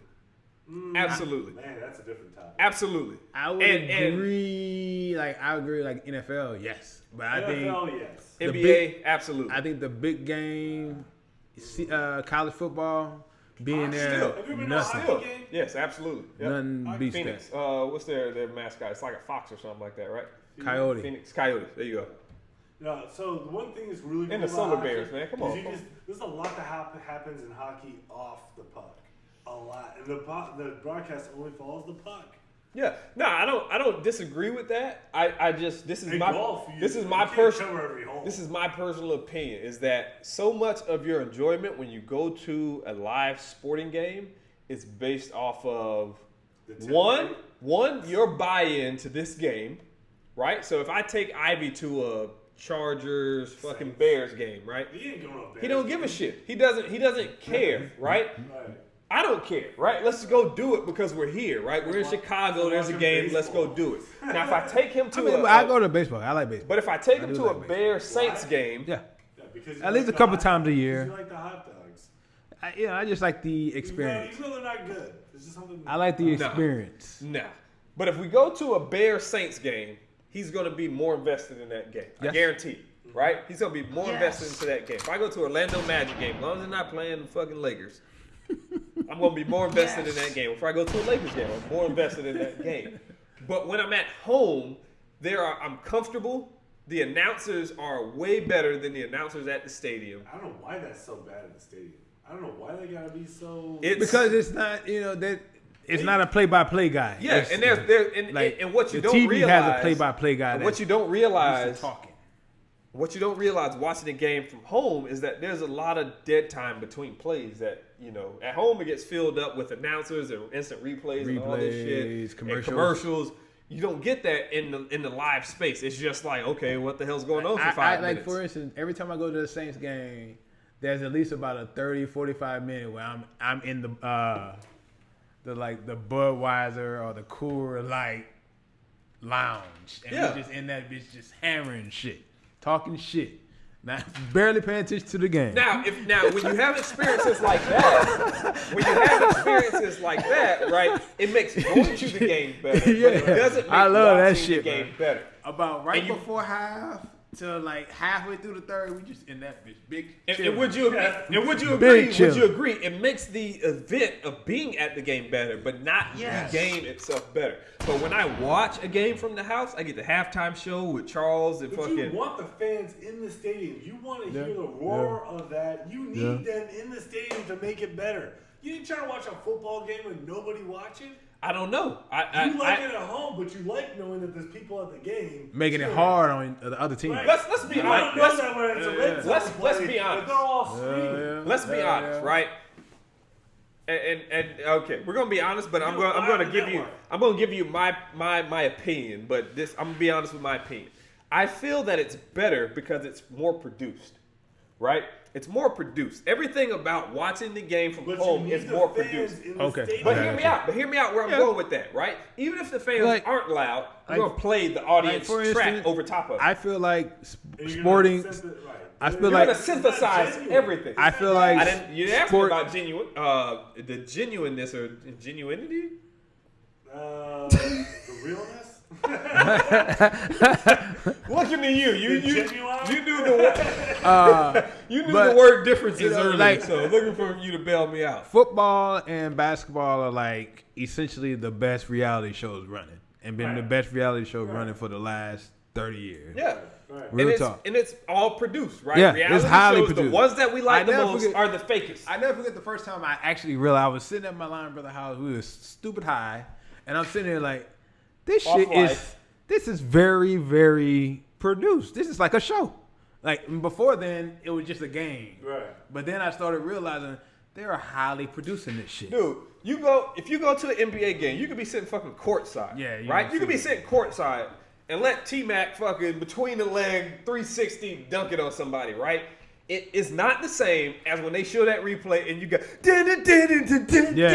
slow motion. Different. It's Yeah, you not don't- the fucking same. You rarely get that. With the explosion sound when he dunks it, Yeah, you don't get that in Just person. get hype.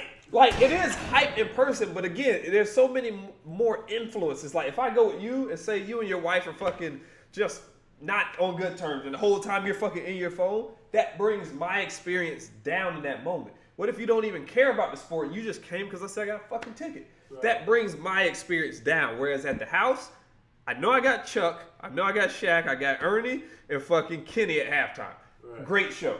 Right. Guaranteed great show. The good thing with this thing is you just put your AirPod in or whatever you listen to, and you got it right here. Yeah. You got it. You ain't missing a beat. But not problem solving it. Without fans, without all the stuff that we normally have in a sporting match, Ivy, what is the ideal quarantine sport? I think you said it, or maybe Jacory said it, but tennis. Somebody said it. I think tennis is the ideal sport. Because I think tennis is. I mean, it's definitely socially distanced. You don't need a lot. Yeah. You got one I coach. think it's teaching. A couple of guys. And I'm sticking with fighting. I'm sticking with some type of fighting. I know golf is high up there. You know what I'm saying? So with tennis, you gotta have a partner. With fighting, you gotta have a partner. With golf, I can go out and play by myself. But we're talking about a caddy. I'm saying to get into it. If I want to get into it, you don't need a caddy. Well, are you talking about? I can go out professionals don't have golf carts. For professionals, but I'm talking about a fan who can engage. I want to go play the sport that I'm under quarantine also. Yeah. Right? Not only do I want to watch it, I want to be able to play it. Right? We like watching basketball. It's up there. Probably like playing. So in that instance, too. It's the best. I still think tennis. Around. But you could still be socially distant with the tennis. Yeah, I still think tennis, but golf is up there. I agree with you. It's up there. Who are you competing against? With what? In golf. Yourself. Your own score.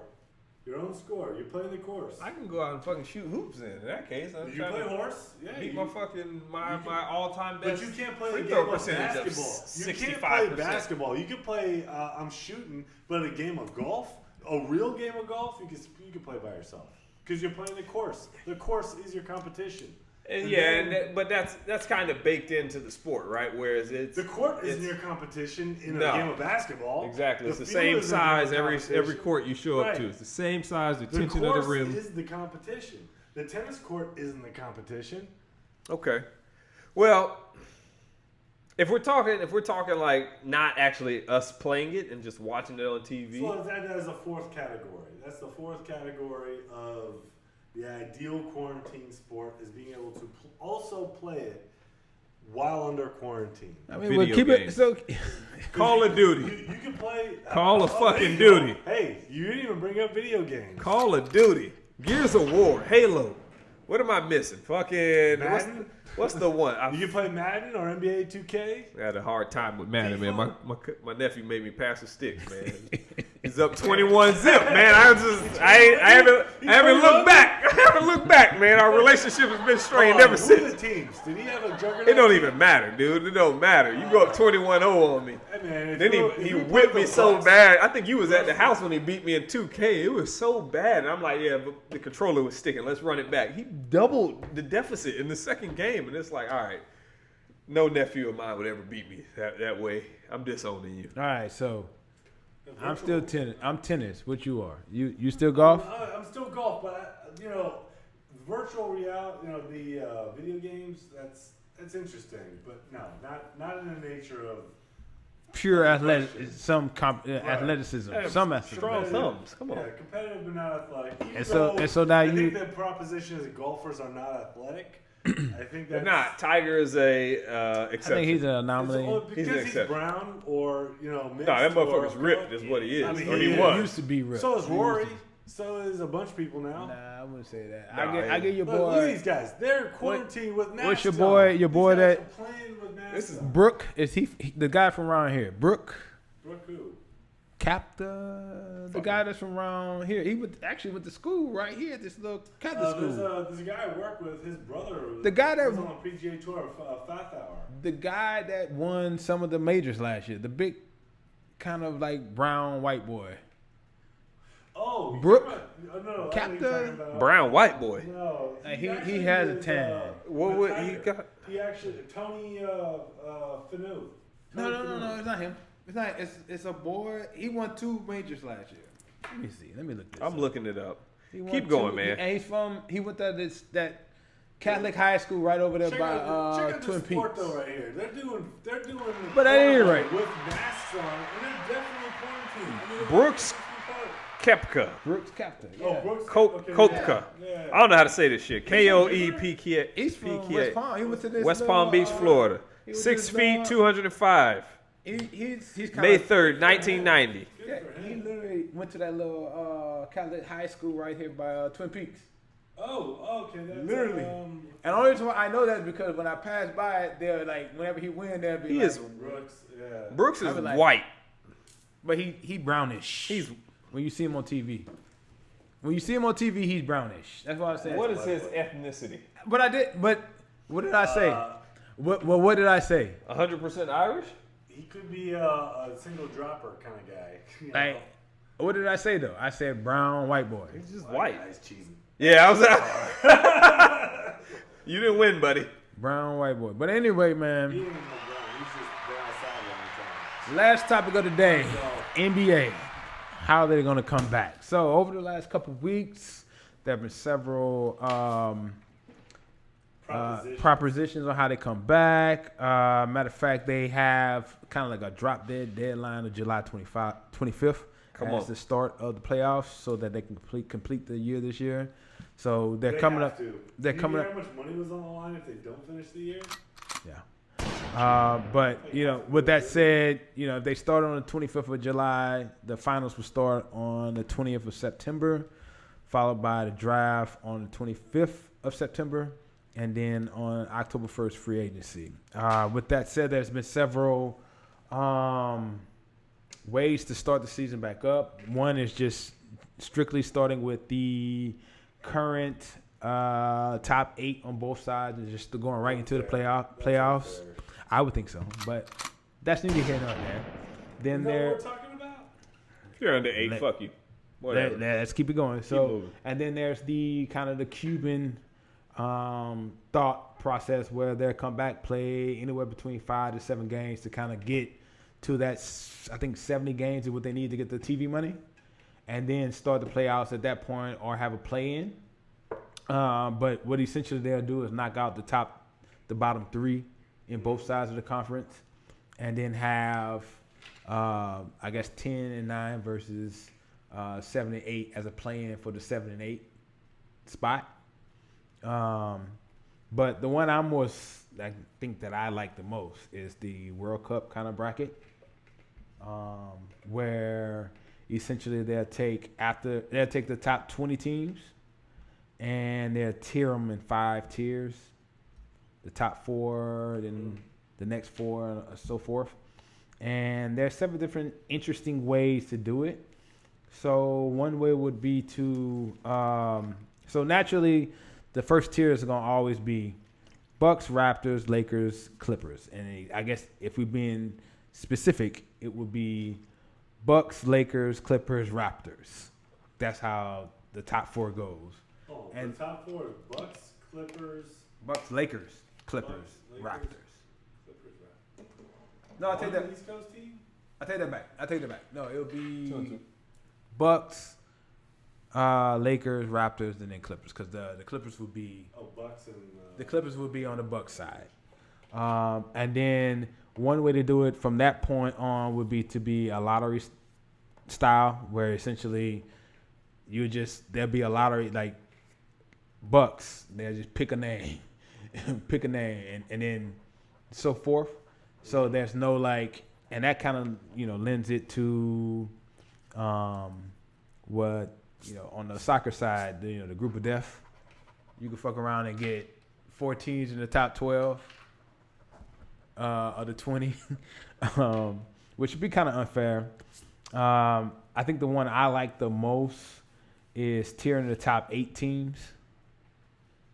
Basically putting 1 and 8 in the same group, 2 and 7, and so forth, and then lottery the rest, and then start the tiering from the bottom. That way, the top team will always get a represent tier team, right. And it will always be sort of fair. But at the same time, you get some interesting matchups. With that said, I thought it was interesting. Any thoughts? Yeah, I'll give mine because it's going to be very brief. For a long time, the NBA has been criticized. Hey, The Rock, man, get your labels straight, man. What's going on with this shit? It was crooked? It was crooked as fuck. Pay $50. Pay $50 for crooked labels. All right. So the NBA has been criticized for a long time for teams half-assing the first half of the season and then only getting competitive during the second half. Now, I don't know if this is a criticism of the teams or the league, right? You can either shorten the amount of games because it is kind of a lot. 82 games is a big toll on the player's body, right? So shorten it to a 50-season game. I don't know. Whatever. I don't know. I don't know the answer right now, but I'm just my point with this all is that teams are the league is known for not competing until after fucking All-Star break, right? That's when real basketball starts, and you fucked yourself this year. Because if you were one of those teams saying we're going to turn it up after All-Star break and waiting to get to that point, you're just for this year, you're fucked. Top 8 from both sides start the playoffs. I just don't buy that for competitors. I just don't buy that for competitors. I don't like that. Everybody's not competitors. It's obvious. I mean, look at the Dolphins. They were tanking for Tua. The teams do it. Like if they were really tanking for Tua, they wouldn't have tried to win the games they won, including against the Patriots. They beat the Patriots every year. I don't think that they can not beat the Patriots at least one game in a year. I don't know what it is.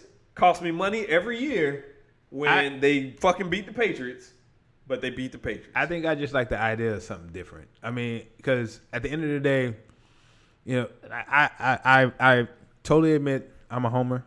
Pelicans were on the outside looking in, but and give the Jazz back to New Orleans. And we had like the easiest schedule coming down the line, and it was just setting up for us. I just like an opportunity to get in. You know what I'm saying? Play in. Either one of these. Do you think that you would have actually made it in? I know you're a homer. Close. You probably believe it. It would have been close because the thing about it is who are you competing with? On the outskirts there. It was so I'm not even talking about the 7th seed. But even before you even answer it's that, 8, 9, 10. Your problem wasn't that you didn't compete because you were fucking tanking for somebody. You didn't have your main player for the majority of the fucking. And we were, so it sucks for this year, but whatever. But that's why I disagree with you because we were actually turning it on. But you don't disagree with me. You agree. It's just your situation that your main player was injured coming out of college. True. I give you that. That was it. But the whole point. But had he been there for the entire time, I guarantee you'd be top 8 and you wouldn't be disagreeing with me. True. But at the same time, we were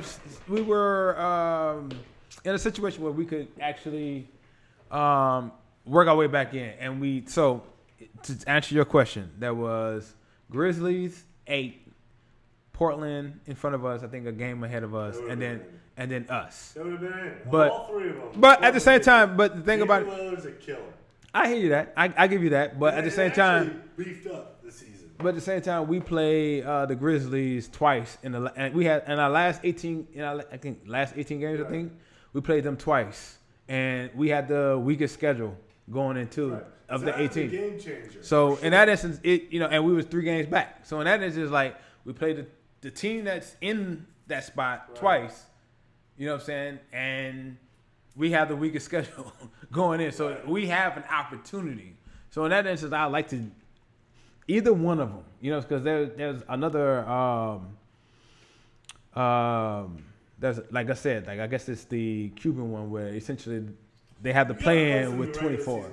I think you gotta finish the regular season to get the TV money. I know that not matter. It matters. The regular season matters. And so you gotta at least. I even go a step further. I think we need to start something just so that we can get like the juices going again and get that you don't want everything to just camaraderie again. You can't just walk into a March Madness situation because that's gonna fuck around and someone like LeBron gonna be out in the first first round. Even if that's a whole different issue. Everyone's getting an asterisk. I don't care who wins; they're getting an asterisk. I don't think so.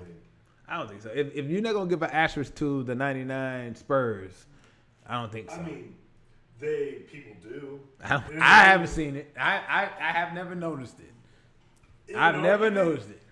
So when you talk about the Bulls, because this just came up with the Last Dance, when you talk about Jordan going for that 7th championship, that season that they didn't play, that there was a lockout. Well, they played it. He just didn't. He didn't play. He didn't play, but it was a partial season. Yeah. When the Spurs won, right? That whole argument is about whether or not the Bulls even could have won it, and if they did win it, I think Shaq gives him an asterisk for winning that season. Oh, really? I've never. People. And another thing. That's a thing that the asterisk on not a complete season exists, because Reggie Bush, for example, he won the Heisman. I don't give a damn what you say about True, him. I'll give you that. But they'll put him in an asterisk. But I will argue, I don't give a shit about that. One motherfucker Reggie Bush touching him won that year, boy. season. Reggie Bush was a killer, and he deserved that Heisman. Hey, he's a Heisman Trophy I don't winner. care how much money he made. He's a rich Heisman Trophy winner. So what you want to say, man? I said what I had to say. All right. Well, so I guess. The FIFA concept, though. So I like the I'm FIFA about to say. concept. Let's finish it off with that. Like, so what?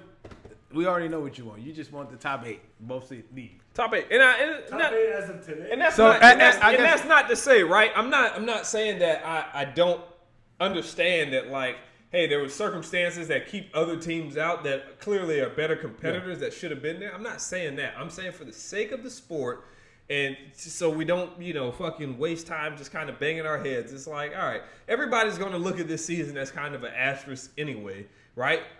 Top 8, fucking proceed forward and just run it as usual. And if anything, that is I look at it as almost like motivation to, like, don't take the first half of the fucking season as like a given. Like, yeah, that because and I'm a hooper, right? At least I used to play ball. I ain't played basketball in fucking years, but that was my sport growing up, right? And even I understood that, like, yeah, first half of the season is kind of like preseason just until fucking February, right? It's preseason ball till February. After February, that's when people. Yeah. After February, then you see people diving on the fucking floor. Then you see fights over fucking, whose ball was it or whatever. You see it before then, man. I think this is overgeneralization of competitiveness.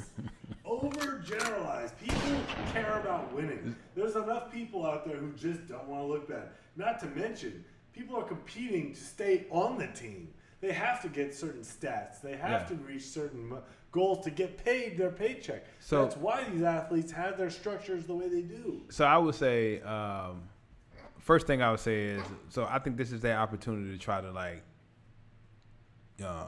flip things up a little bit, do something different. Do something creative. Yeah, because they've been talking about trying to do a mid-season thing. I love FIFA format, by the way. But the thing I like the most about bigger asterisk around. I think the thing I like the most about it. Too. I think I like the most about it is we didn't get to that, but I'll mention that in a second. The thing I like the most about it is it's literally the top 20 teams. So it's literally, if you're a shitty 8 seed in the East, you wouldn't get in normal years. This year, both top 8s would get in, then the next 4 would be out the West. Yeah, and I guess I'm fine with that as well, right? Just pick a number from each side and let's proceed forward with the playoffs, right? Just go straight to the playoff format is what I'm saying. You play this person, they beat you 3 times. What if they were just to take the bottom from I don't give a shit. 7 to 12 and have them compete for That's the Cuban for thing. the final 2 spots? That's the Cuban thing. Okay, so then I'm good with That's the Cuban thing. then He, that's what I'm you know what I'm on. saying? He No basically. desire to watch Then that. I'm He with said- the Cuban.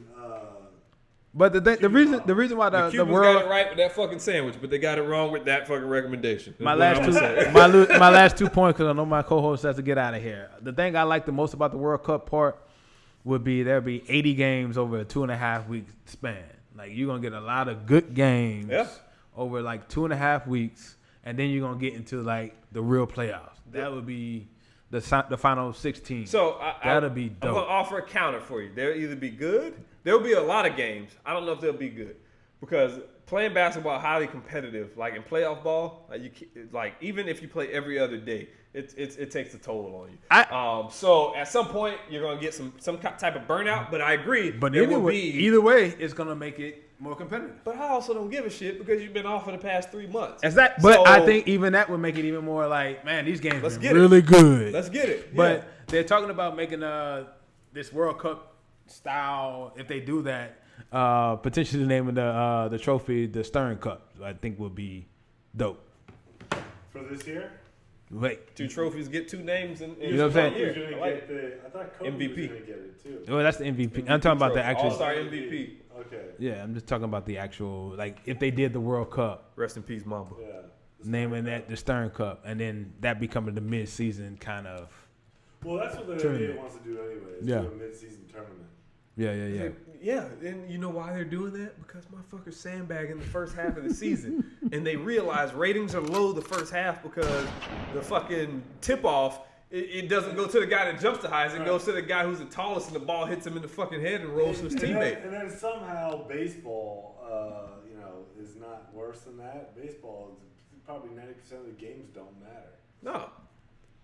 I went to a baseball game. The last baseball game I went to was the Bruins and the fucking not Bruins, the Brewers and the Pirates.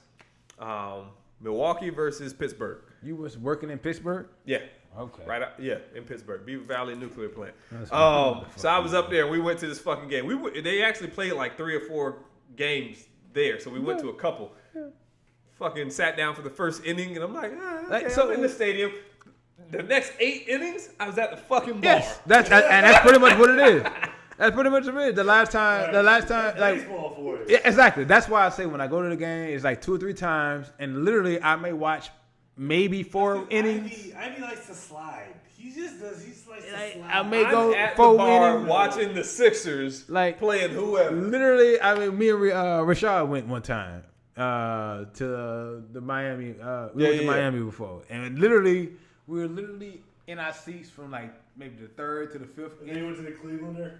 We started at the Cleveland, and we went there at the 3rd inning, and then we went back to the Cleveland. That's what I'm saying, man. That's just how it works when you're at the game. Like, unless you have buy-in to actually be in there, it's like, I'm going to do other shit. Let's go ahead and just one last time. Ja'Cory, what you want to hear? How would you want the NBA? Hey, man, go right to the playoffs at Disney. Go up in Orlando, man. We'll show you some hospitality. Come on out to the wide world of sports at Disney. And I like the World Cup model myself. There you go. All right, with that said, baby, don't be a square. Hit that share. Like, love, subscribe, notification. Last opinions on Teremana after. We'll get to that. We're going to get to that. We'll get to that. It's coming. Notifications on all of our social media platform. HT Squared Pod.